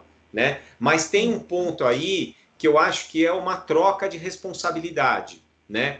Tem uma questão que não existia antes e que veio. Primeiro, essa questão da 24 horas, que talvez isso não vá figurar na mensageria, tá? E eu não sei se isso vai mudar no aspecto legal, efetivamente. Eu não sei, eu tenho dúvidas sobre isso, tá? Mas isso já foi questionado à equipe do E-Social, tá? E tem uma outra coisa que é interessante. Tem uma responsabilidade técnica na emissão da CAT, aquilo que eu falei para vocês, seja por quem emitiu o atestado dizendo da incapacidade laborativa, tá certo, do funcionário, seja pelo médico coordenador do PCMSO que define a responsabilidade profissional, inclusive, em abrir a CAT. Porque está claro agora no evento que obrigatoriamente tem que ter um médico responsável pela abertura da CAT. O que também é muito estranho nesse momento, porque assim, deixou muito claro que a questão de abertura da CAT agora é um assunto médico, não é um assunto de segurança, porque isso sempre é uma bola dividida, né? A gente vai implantar o sistema muitas vezes, falar o módulo de CAT, não, fica com a segurança, não, fica com a RH, não, fica com a saúde. Em cada empresa é de um jeito. Agora está muito claro, responsabilidade de abertura de CAT é médica. Ok? Precisa deixar muito claro isso. Entendeu? E isso está muito bem definido, tá, Renata? Então, assim, eu não sei te responder se oficialmente na mensageria seremos rígidos nas 24 horas ainda. Tá certo? O que eu posso referir para você é que é claro que eles também estão fazendo o teste do lado deles e que a gente mandou eventos do 2210 fora do prazo, fora das 24 horas e aceitou sem nenhuma crítica, mas a gente não sabe se isso vai ficar até o final, porque eles também estão passando por ajuste. A gente está num período de teste, então pode ser uma janela sem travas, né? Então, eu prometo trazer essa informação no próximo evento, tentar de forma oficial isso, tanto na mensageria quanto no aspecto legal, né? Porque eu sei que muitas vezes o SESMIT, quando está passando por uma auditoria de ISO, né, o auditor sempre vai nessa pergunta porque sabe que ninguém cumpre. Então, né, vai perguntar, você abre a CAT em 24 horas? Aí, putz, enche o saco pra caramba. E assim, é uma bobagem, porque por que eu tenho que abrir em 24 horas? Não tem nenhuma justificativa, né? Se eu quiser, vamos dizer assim, se eu atitudinalmente eu quiser ter uma má fé, pouco importa se é 24, 48, 72, não é isso que vai tirar essa minha responsabilidade na emissão da CAT. Né? Eu não vou ser... porque, né, Edu, a gente sabe que tem muitos casos onde, às vezes, a empresa em si, ela fica sabendo que teve um acidente depois até que o funcionário gozou dos dias de atestado. Então, isso fica muito complicado até mesmo para a empresa conseguir gerenciar isso, né? Então, o processo da investigação nem sempre você consegue fechar em 24 horas. Então, existem inúmeras possibilidades que dificultam com que a empresa cumpra esse prazo. Não é nem por vontade própria, mas são situações, né, diretas ou indiretas que interferem nisso. Então, acho que a gente deixa aí como uma pendência para o próximo fórum, a gente trazer mais informações relacionadas a isso. E aí o Cláudio Felipe Lima Filho, também em relação a esse assunto, ele perguntou se vai ser obrigatório o informe da tabela 28 em relação ao tema da CAT ainda. A tabela 28 é dos treinamentos. Isso? Tá, desculpa. Dos treinamentos. Dos treinamentos. Sim, ela é obrigatória. É obrigatória, ela é obrigatória, né? ela é obrigatória, ela é 1. Então tá bom. Ela é obrigatória. Então, acho que em relação a esse tema que ele estava citando, que você estava falando desse... Tabela 28 é obrigatória. E aí ele também perguntou quando a empresa não tem médico contratado, né? Como é que ficaria isso? Eu acho que em relação ao tema da CAT, ainda porque você estava falando desse você estava falando do tema da CAT. Quando eu não tenho médico, é aí que está, aquilo que eu comentei com vocês. Se eu vinculo, porque, por exemplo, lá no FAP, eu vinculo o atestado, o médico que atendeu, né, o paciente, por exemplo, eu vinculo o atestado à CAT, então eu coloco aquele médico como examinador e ele vale para a abertura da CAT, porque a prova de que houve uma vítima nesse processo foi o atendimento daquele médico e que emitiu aquele atestado. Então eu vinculo esse 2230 na CAT, que é o evento 2210. Tá certo? Agora, quando você realmente não tiver um médico, né, aí eu não sei se você vai ter que usar a rede credenciada, se você vai ter que ter aí não sei se você tem uma assessoria, uma consultoria de alguém que te apoie nesse processo, né? Acho que é importante fazer esse tipo de análise também. Tá. Ou negociar isso com o médico coordenador do PCMSO. Claro. Certo? Porque mesmo que ele não tenha um médico ali, provavelmente ele tem um médico coordenador do PCMSO. Talvez seja uma boa alternativa combinar essa regra com ele. Ok. Renata, boa tarde. Oi, boa tarde. A Eloá falando. Oi, só na questão da tabela 28, na parte dos treinamentos, na questão do lançamento, a gente tem que seguir todos os códigos? No nosso caso da NR10, que a gente é uma empresa que é elétrica, né? Terceirizada. A gente tem que lançar todos da NR10, todo que consta em questão de eletricidade. NR35... não todos da NR10, mas aqueles que estão contemplados no desenvolvimento da atividade dos seus profissionais. Porque lá tem específico, por exemplo, né? Tem aquele que é supervisor, tem aquele que é só o executor, enfim, aí precisa separar, mas tem que utilizar os códigos, sim, da tabela 28. Perfeito. Tem também a questão de baixa e alta tensão. Isso. É Perfeito. isso mesmo. Obrigada. Perfeito. Seguindo aqui, Edu, a Claudionara Portela perguntou: quem será responsável por enviar os eventos do E-Social? A empresa de contabilidade, a consultoria de segurança e medicina, ou é opcional da empresa contratante definir quem será o responsável pelos lançamentos e, acredito, o envio, né? Porque inicialmente ela pergunta sobre o envio, depois ela pergunta sobre os lançamentos. Tá, muito boa pergunta. Bom, vamos lá. Tem de tudo hoje, né? Mas quem decide é sempre a empresa, né? Inicialmente, lá no E-Social, quando começou, o governo não dava essa possibilidade de separar. Tinha que ter uma única mensageria que mandaria todos os dados.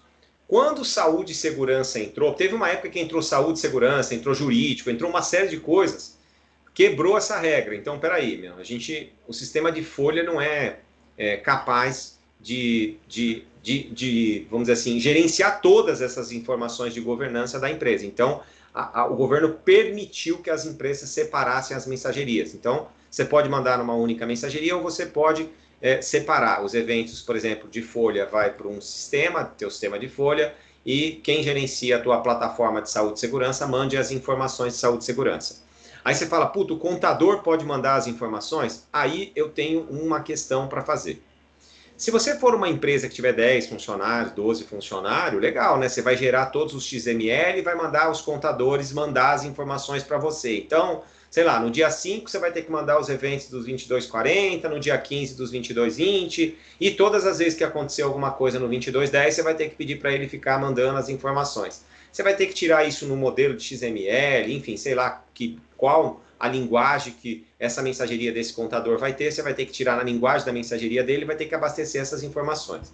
O que eu vejo de crítico nisso? Isso é um repositório de dados. E aí você vai mandar as informações, ele vai receber as críticas e vai te mandar de volta. Você vai ter que fazer o quê? Você vai ter que corrigir, né? Fazer de novo o arquivo com a data anterior e mandar de novo para ele mandar, senão vai ficar a não conformidade lá aberta para você. Isso vai dar um trabalho gigantesco. Então precisa tomar um pouco de cuidado com a parte de contabilidade para mandar esses eventos, senão a empresa tem um pepino aí, amanhã ou depois ela tem 5 pessoas para gerir a mensageria de informações que vão e voltam. Isso serve tanto para recursos humanos quanto para saúde e segurança, então precisa tomar muito cuidado. Muitas empresas optam, né, por um prestador enviar essas informações, e o governo é muito claro que responsabilidade não se terceiriza.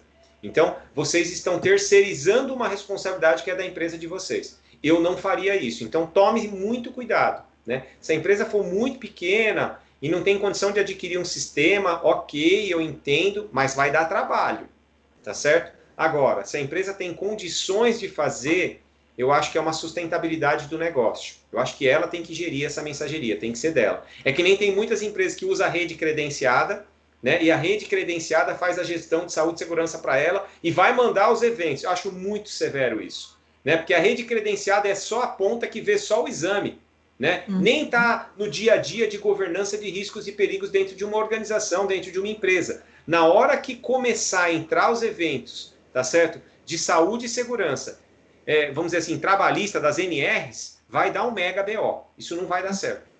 Né? Eu estou só chamando aqui uma atenção para vocês terem cuidado. Às vezes você fala assim, mas eu tenho uma consultoria que faz toda a gestão para mim e ele gerencia isso lá dentro de casa. Ok, aí talvez funcione, entendeu? Talvez seja um processo mais interessante. Mas jogar para fora e achar que alguém vai fazer isso com tanta expertise como vocês, ou com tanto cuidado como vocês, responsáveis aí pelas empresas, eu acho um risco muito grande. Eu não faria. É pensar na vulnerabilidade, no risco mesmo, né, Edu? Porque às vezes o custo que se tem depois, né, seja numa multa ou até mesmo numa infra, né, contratando pessoas para fazer essa gestão manualmente, muitas vezes não vale a pena, né, o custo de hora homem. Então, tem que pensar em todos esses pontos e principalmente na vulnerabilidade mesmo, né? Acho que ninguém quer ser exposto dessa forma. Exatamente. Bom, seguindo aqui, o Christian Lopes Buré, ele pergunta sobre o PPP. Ele quer saber se o legado do PPP será híbrido, ou seja, físico antes do e-social e digital após o e-social, ou se ele deve subir esse legado também. Ó, subir o legado, ele pode até subir, mas enviar eu acho que não, né? Porque o governo deixa muito claro a linha de corte. Porque de qualquer jeito ele vai ter que entregar o físico. Mesmo que ele mande o legado, ele precisa entregar o físico, porque o governo não vai considerar o legado. Ele vai considerar daqui para frente. Por quê? Porque ele vai olhar o que a empresa recolheu, se o funcionário recolheu 6%, 9%, 12%, se ele tem direito à aposentadoria especial, ele não tem, mas ele vai olhar só daqui para frente, para trás ele não vai olhar. Então não vai adiantar nada mandar o legado. Então acho que está perfeito a colocação dele. Do corte para trás, emite em papel, PPP entrega para o funcionário, como é feito hoje, e daqui para frente eletrônico. Mas você não acha que, num primeiro momento, ainda vale a pena imprimir também para o próprio colaborador? Porque a gente não sabe até que ponto isso tudo vai se conversar já tão no início, né? Ou não? Você tem certeza que essa informação, quando o funcionário chegar na Previdência Social para requerer a aposentadoria dele, vai estar ok? Não precisa, Renato, eu tenho certeza. Não. Então, ótimo. Eu tenho certeza. É uma dúvida minha. Não, porque isso, na verdade, é o seguinte... A qualidade da informação. Quando a gente vê os testes, né? Quando a gente vê os testes, a gente acaba vendo a tela também de como o governo está recepcionando essa informação. Então, só para vocês entenderem, hoje, quando você está lá, quando você, como um perito da Previdência Social, que você abre uma tela de um segurado, você sabe que tipo de benefício ele teve, né? Você sabe quantas vezes ele passou em perícia, você sabe se aquilo foi trabalhista ou não foi trabalhista. E agora ele vai recepcionar a informação de quais são os agentes que ele está exposto, quais são os códigos, quais são os riscos. Então, ele tem essas informações e automaticamente o sistema do governo controla qual é o tempo que ele tem de contribuição e quando ele tem direito à aposentadoria. Isso é automático. Então, eu acho que não tem a mínima necessidade dele imprimir daqui para frente. Até é importante para educar as pessoas, senão a gente não educa, a gente cria um modelo digital, tá certo? E a gente não educa a nossa população. Eles vão continuar pedindo PPP. E se você entregar para 10, você vai ter que entregar para os outros 15 mil. Entendeu? Perfeito. E aí é um trabalho desnecessário. Tá bom. É que essa pode ser uma insegurança também, né? De quem está dentro da empresa que não tem essa visibilidade. Por isso que até eu complementei fazendo uma pergunta minha. Mas funciona. Bom, a Viviane Souza, ela perguntou, e a periculosidade? Basta indicar a exposição ao risco? Indicar e pagar, né? Então, olha, não tenho essa obrigatoriedade de mandar mais a informação da periculosidade nem da insalubridade. Vocês viram que eu coloquei essa informação. No entanto, quando eu vou receber os agentes, né, depois com as NRs, aí volta a ser obrigatório. Então, você entende? Porque isso está ligado à legislação trabalhista, tá certo? Agora, eu já estou recebendo nos benefícios do trabalhador lá no SPED todas as informações, inclusive se ele tem direito ou não à aposentadoria, à insalubridade e periculosidade. Só que isso não vai ser cruzado agora, só vai ser cruzado depois que entrar os eventos trabalhistas. Então, nesse momento, um retrabalho já vale a pena indicar, né, Edu? Sim, eu acredito que na hora que você vai fazer as orquiárias, eu acredito que você tem que indicar o que é insalubre e periculoso para deixar pronto. Né? Não vai esperar sair a reformulação da norma para mandar para o governo, porque é o seguinte, hoje, se você tiver uma fiscalização, eles vão olhar isso, né? O que eu pago na folha tem relação com o que está lá no meu LTCAT, sim ou não? Né? Ou no meu, eu falo LTCAT porque no LTCAT deveria ter essa informação, né? E muita gente separa isso em laudos de insalubridade e de periculosidade. Eu acho isso uma bobagem, porque eu acho que é comprar um documento sem necessidade. Se eu já fiz todo o mapeamento, né, de exposição no LTCAT, tá certo? Ali eu já faço a conclusão de insalubridade e periculosidade com muita eficiência, sem ter necessidade de comprar 2 laudos aí.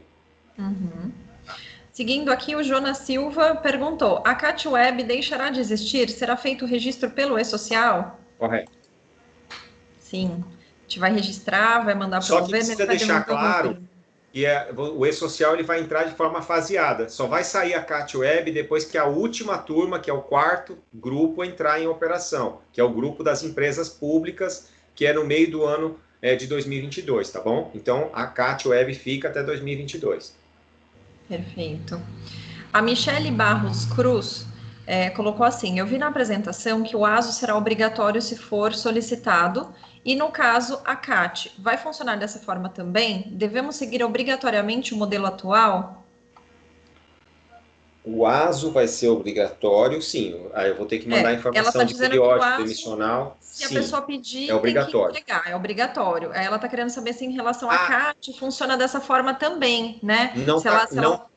não, boa pergunta. Não está claro se a gente precisa fornecer uma cópia da CAT, não está claro, e nem se o funcionário pode pedir. Porque como a gente vai mandar essa informação eletrônica, entendeu? Não tem nenhuma referência que a gente precise imprimir uma CAT e dar para a pessoa que foi a vítima, aí, ou acidentado, enfim. Não tem essa referência legal. Tá. Não que a Então, gente não vá ter, talvez, um desfecho disso lá na frente, mas hoje não tem nada, tá? perfeito. A Monalisa Dinten Ferreira perguntou: os eventos que retornarem, qual é o prazo para reenviar? Acho que no caso de uma retificação, numa complementação, né? Quanto tempo a empresa tem para ajustar? Para cada evento tem um tempo específico, a mensageria controla isso. Isso é um ponto importante. Vocês viram aquele painel de mensageria? Ele fala, ó, você tem 5 dias para voltar com essa informação, você tem 15 dias para mandar essa informação, você tem 30 dias para mandar a retificação. Então, é esse o papel da mensageria. Por isso que eu falei que nós, da área de saúde e segurança, vamos ter que ter um pouco mais de familiaridade com a mensageria. Para gerir o que está recebendo, que não é só mandei, eu tenho que receber. Né? O pessoal de recursos humanos está muito tranquilo, né? Que eles mandam a informação, já estão acostumados, já faz isso há 20 anos. Então manda a informação, volta, alguém entra lá, olha, já tem as responsabilidades, inclusive definidas, né? O que é benefício manda um, o que é vaga, contratação manda outro, então é muito segregado e separado. A gente vai ter que aprender a mexer com isso. Provavelmente na área de saúde e segurança daqui a 10 anos, quando a gente for conversar, o médico vê os eventos do 2210, 2220 e 2210, a segurança vê o 2240 e o 2245 e assim sucessivamente, tá? Mas vai ser um painel que tem que ser gerenciado. Perfeito. Teoricamente, gente, o painel de mensageria é a nossa fiscalização online. Pensem nisso. É isso aí. O Jorge Brandão Júnior coloca assim: referente aos exames complementares dos empregados admitidos antes da implementação do e-social, deve entrar como sequencial? Devem ser sequenciais? Ele está corretíssimo. Sim. Perfeito. A Érica Aparecida da Rocha, a respeito do Covid, tem alguma mudança no e-social? Tem o que eu falei para vocês na tabela 27, tem os exames obrigatórios para exposição à Covid. E eles têm códigos e eles precisam ser declarados, né? Principalmente para os profissionais da área de saúde nesse período de pandemia, até a gente ter esse problema solucionado. Tá? A Ana... Está super atualizado, né, o e-social, né? Ter entrado com os códigos de Covid foi super interessante, né? Foi surpresa para a gente. Referente aí, é o Jorge, referente a essa questão do Covid, eu queria saber o seguinte: os profissionais de saúde também incluem os bombeiros em segurança do trabalho, em casos específicos? Tua pergunta é muito boa, mas eu não sei te responder isso. Eu entendo, eu vou te falar o meu entendimento, eu entendo que se eles estão expostos, né, na atividade de frente, eu entendo que eles devem ter esse exame registrado para eles. Tá? Acho que todos que trabalham na linha de frente, apoiando aí esses serviços essenciais, eu entendo que eles entram nesse processo. Obrigado. Se o bombeiro está atuando na frente, eu acredito que sim. E os profissionais de SESBIT também. Eu também tenho uma pergunta. A respeito desse caso que a gente está falando, Érica que está falando, que você acabou de fazer minha pergunta para ele aí. Ah, tá. A minha dúvida é o seguinte: como você disse, hoje os profissionais de saúde, né, vão ter que fazer os exames específicos por estar na linha de frente, né? Porém, a gente sabe que tem alguns profissionais de saúde, por não estar dependendo do KNAI, né, da empresa, e até mesmo não trabalhar em um hospital, não recebem insalubridade. Com o Covid, né, a gente está vinculado, por exemplo, assim, porque hoje a maioria das pessoas, né, são profissionais de saúde, não trabalham em hospital, mas também está, assim, na linha de frente contra o Covid. Isso será que vai mudar? Tem alguma diferença? Não sei te responder isso, tá? Não sei te responder. Eu entendo que nós estamos num período de pandemia E isso se misturou muito, teve várias discussões, inclusive de enquadrar essa questão do Covid, tá certo? Como doença do trabalho, né? E eu acho que isso é muito questionável, porque, assim, são situações, não tem muitas vezes a ver até com atividade, né? Tem a ver com a situação pandêmica que nós estamos vivendo. Então, eu não acredito que isso vá fazer algum tipo de alteração, né, na NR15, que trata lá dos agentes biológicos. Pelo menos na reformulação que nós estamos vendo, eu não vejo nenhuma discussão nesse sentido, tá? Vamos seguir. Não que juridicamente, só deixando claro uma coisa, não que juridicamente a pessoa não pode requerer, entrar na justiça e pode ter uma perícia e pode caracterizar. Acho que na justiça do trabalho, né, nós que somos profissionais da área de segurança, nós já vimos de tudo, né? Então, tudo pode acontecer. Eu só queria fechar, porque eu sei que tem bastante gente, eu queria só fechar na questão do horário. A gente fecha às 5 de qualquer jeito, tá? Fechamos às 5. E aí, Edu, se ficar alguma pergunta, a gente responde em texto. Eu mando junto com o material para todo mundo, tá? Tá. Tudo bem? Aqui, seguindo as perguntas, então, o Thiago Santos perguntou, em relação à atuação das gestantes em áreas insalubres, temos alguma interação via sistema? Sim, as gestantes não devem ser expostas em áreas insalubres. Sim, isso na verdade é legislação trabalhista, né? Então, a gestante não pode estar exposta a atividades de risco insalubres, que são consideradas insalubres, ok? A Ana, e quando o empregado muda constantemente de área na empresa, de acordo com a necessidade da empresa, é claro, entra com todos os riscos? Acho que é pensando num pior cenário, né? Ter uma work-area um pouco mais generalista, né? Eu não entendi a pergunta, Rê. Ela coloca assim, ó, e quando não tem a ver nada com a gestante, certo? Não, é a Ana perguntando já. Tá bom. E quando o empregado muda constantemente de área na empresa, de acordo com a necessidade da empresa, entra com todos os riscos? Sim, entra com todos os riscos. Não. Acho que pensando num cenário mais completo, né? Porque ele tem um trabalho... Ele está em várias linhas de produção. Imagina que ele está dentro de um work-area, tem 5 linhas, ele pode trabalhar em todas elas. Entra com todos os riscos? Sim, entra com todos os riscos. Faz parte do jogo. Sival Alves da Silva perguntou, no 2240, seria somente os agentes que se enquadram para fins de aposentadoria especial conforme a tabela 24? Sim, tá certo? Mas precisa deixar muito claro que muitos desses eventos que estão na tabela 24, que estão no decreto 3048, também são parte das normas regulamentadoras, muitos deles, né? Eu até contabilizei aqui, que deu aqui, a similaridade deu maior que 80%, ou seja, 80% desses eventos agentes nocivos, eles estão na legislação previdenciária, mas eles também estão na trabalhista. Mas, efetivamente, nós estamos mandando ele para um viés previdenciário, não trabalhista. O que vai nos poupar tempo depois. Quer dizer, muitos deles nós já registramos, nós já encaminhamos, e aí cabe ao governo recepcionar e separar o que é do Ministério do Trabalho para o Ministério de Previdência. Não as empresas, esse retrabalho. Seguindo aqui, a Claudionara Portela também fala sobre o 2240. Riscos mensurados acima do limite de tolerância com medidas de controle efetivas, EPI e EPC, ainda serão considerados como aposentadoria especial? Se sim, será considerado insalubre com direito adicional? Então, vamos lá. Vamos separar as coisas.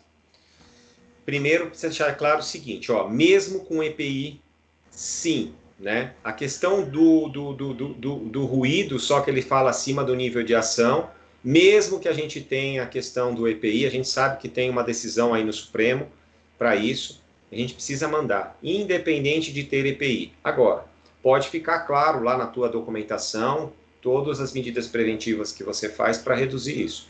Mas a definição de enquadrar como especial ou não, especial? Sim. Sim. Você deixa bem claro que sim, é isso. Por isso que ele está falando de forma qualitativa, me manda tudo. Lembra, agente químico, se for abaixo do nível de ação, não.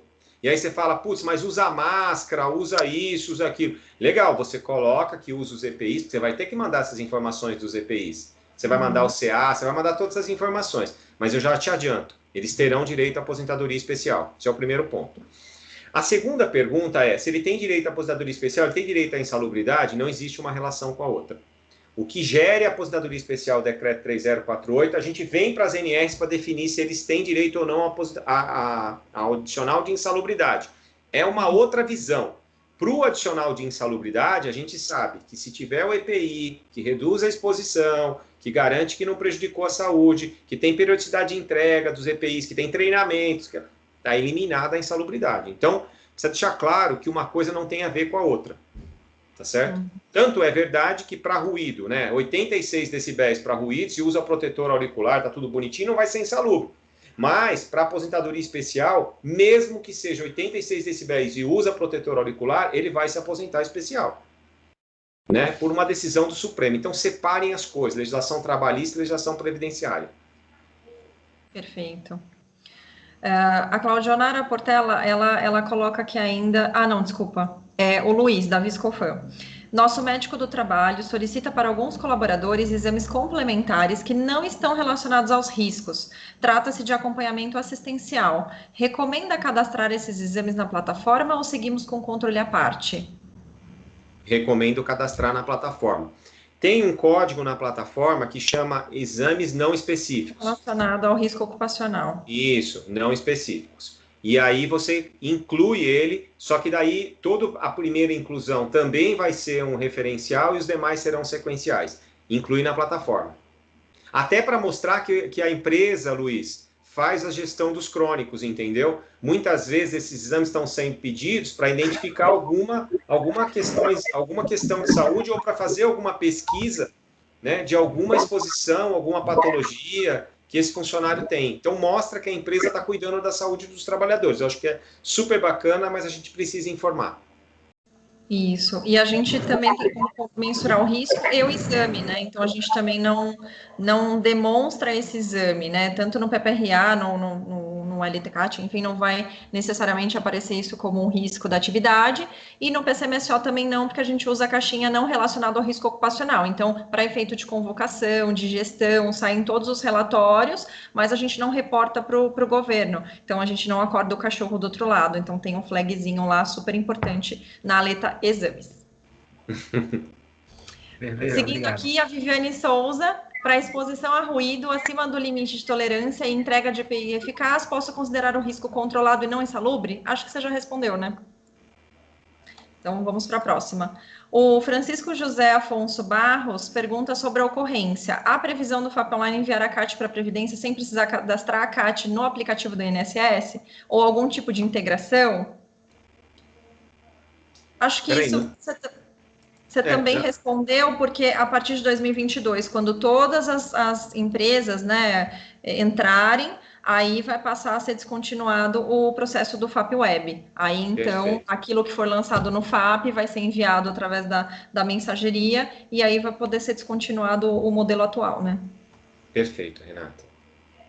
O Donato da EMAI coloca, e quando existe processo contra o INSS, onde o segurado pede especial e a empresa nunca informou a contribuição adicional, como fica este conflito entre os dados informados e a ação contra o INSS? Esse tema é bastante... Esse tema é polêmico porque é o seguinte, o problema do INSS com o segurado, né, o segurado abre um processo contra a Previdência Social. A discussão é entre o segurado e a Previdência.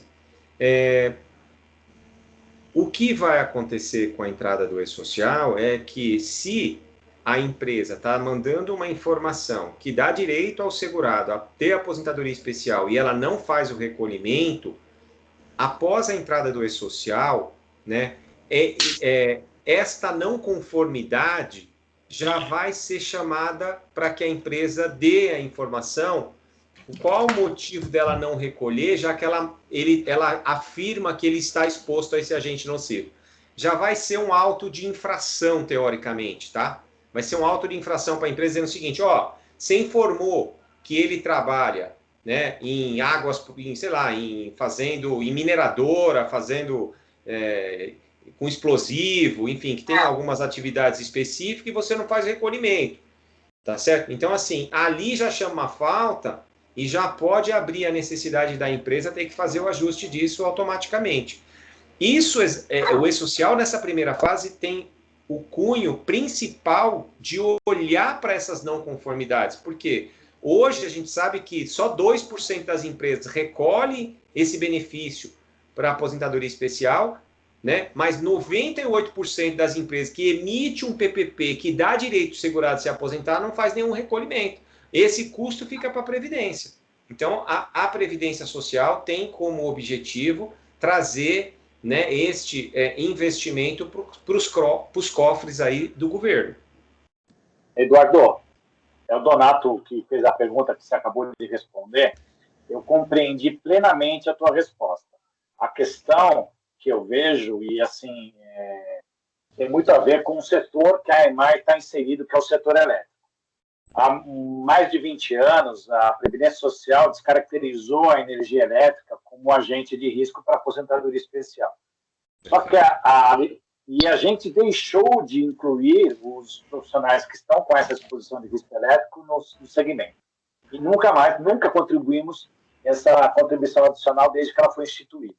Só que a gente tem percebido diversas ações onde o segurado ganha a ação contra o INSS passa a pagar a aposentadoria especial do indivíduo, tá? Só que nós não fazemos essa contribuição porque a gente entende que o risco elétrico não é objeto dessa contribuição adicional. E aí, assim, o nosso risco o Donato tem uma ação contra o INSS que ele litigou há 3 anos atrás. A ação não tramitou ainda, está em curso. E aí entrou em funcionamento essa figura aqui do E-Social, aí, das informações de SST e tudo mais. Aí virou 2021, as informações do Donato vão fluindo para lá, sem nenhum tipo de indicação de risco, né? E aí a Justiça aciona o INSS dizendo que o Donato ganhou especial. E eu nunca contribuí porque eu não reconheço o risco elétrico no Donato, né? E aí fica uma coisa meio crazy, porque assim, eu não reconheço esse risco do agente elétrico para o Donato. E aí minha preocupação vou estar informando sem esta informação, certo? E aí o INSS está recebendo uma condenação via a justiça do INSS e eu nunca fiz parte desse processo. Tá, agora ficou mais fácil para mim. Agora eu te entendi. Na verdade, você está correto. Agora você não tem que recolher nada. Por quê? Porque no decreto não faz mais jus. Fazia antes. Aí é um ponto importante, porque a lei do INSS ela é muito interessante. Em cada época que você trabalhou, vale a lei da época. E só para vocês terem uma ideia, muda de 10 a 20 instruções normativas por ano. Então fica mudando a regra do jogo. Mas isso é um problema da Previdência, não é um problema da empresa. Hoje, Donato, vocês têm que simplesmente, pode ir lá informar que ele está exposto à exposição à energia elétrica, ok? E na questão da aposentadoria especial, vocês não fazem nenhum recolhimento, porque não tem base legal para isso. E se ele ganhar na justiça, entendeu? Aí a Previdência é que vai ter que arcar com esses custos, porque foi um processo jurídico, mas não é um processo de linha de produção, não é um processo que está não compliance. Você não está não compliance. Hoje você está compliance.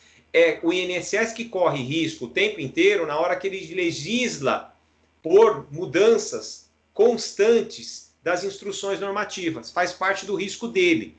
Vocês não têm nada a ver com isso. Por enquanto, agradeço ao bate-papo, Edu. Obrigado, hein? Obrigado. Edu, para a gente fechar, já extrapolamos o tempo combinado. A última pergunta do Fernando Braga. Profissionais de varejo seriam considerados como expostos ao Covid com nexo? Putz, essa pergunta não seriam. Não. Eu estou falando isso porque teve várias decisões o ano passado com relação à Covid. Teve uma disputa muito grande, quem estaria exposto ou não, mesmo nas indústrias. E aí ficou muito claro que sim, tem aqueles que estão na linha de frente. São os médicos, enfermeiros, pode ser bombeiro, pode ser os caras que dirigem ambulância, pode ser, esses tudo bem. Fora esses, não. né? Então, eu tô indo pelas decisões jurídicas, eu não estou falando que quem tem direito ou quem não tem direito, não é isso. Mas estou dizendo o seguinte, juridicamente foi isso que foi definido. São os profissionais da área de saúde na linha de frente. E aí, geral, né? Profissionais na linha de saúde, na área de saúde, geral, tá? Tá muito a ver aí com o tipo de estabelecimento, mesmo as pessoas que trabalharam em hospitais de campanha, mesmo que fossem administrativos, mesmo sim, porque a gente está falando de uma pandemia, de um vírus, enfim, e as pessoas estão mais expostas. Não dá para generalizar, né, Edu? É. Bom, acho que é isso. A gente encerrou aqui 17h03, quase pontuais. Queria agradecer imensamente pela participação de todos. Foi um quórum extremamente importante. A gente fica muito feliz com a interação. E acho que dá para a gente ir encerrando. Muito obrigada a todos. Já sabem que a gente vai ter um outro fórum para falar mais sobre mensageria. A gente vai entrar um pouco mais no detalhe sobre isso. Recomendamos imensamente que vocês venham, porque vai ser complementar ao assunto que a gente tratou hoje. Então, em breve, vocês receberão também esse comunicado e o convite para participar junto com a gente, viu? Contamos com a presença de vocês. Muito obrigado a todos. Tenham Forte aí abraço. uma boa semana, um bom dia, se protejam. Estamos aí, forte, grandes desafios. E obrigado aí pela presença de todos. Fiquei muito feliz em ver várias carinhas aí, que são pessoas, amigas, gente que eu não via fazia muito tempo. E eu fiquei muito feliz de ver vocês. Fiquei até emocionado de ver algumas pessoas aqui. Muito obrigado. Valeu, Edu. Obrigado. Valeu, Eduardo. Valeu, muito obrigado. Obrigado, Renato. Tchau, Renato. Tchau, muito obrigada. Tchau. Se botar lá, esse carro pertenceu à supervisora André tá aqui.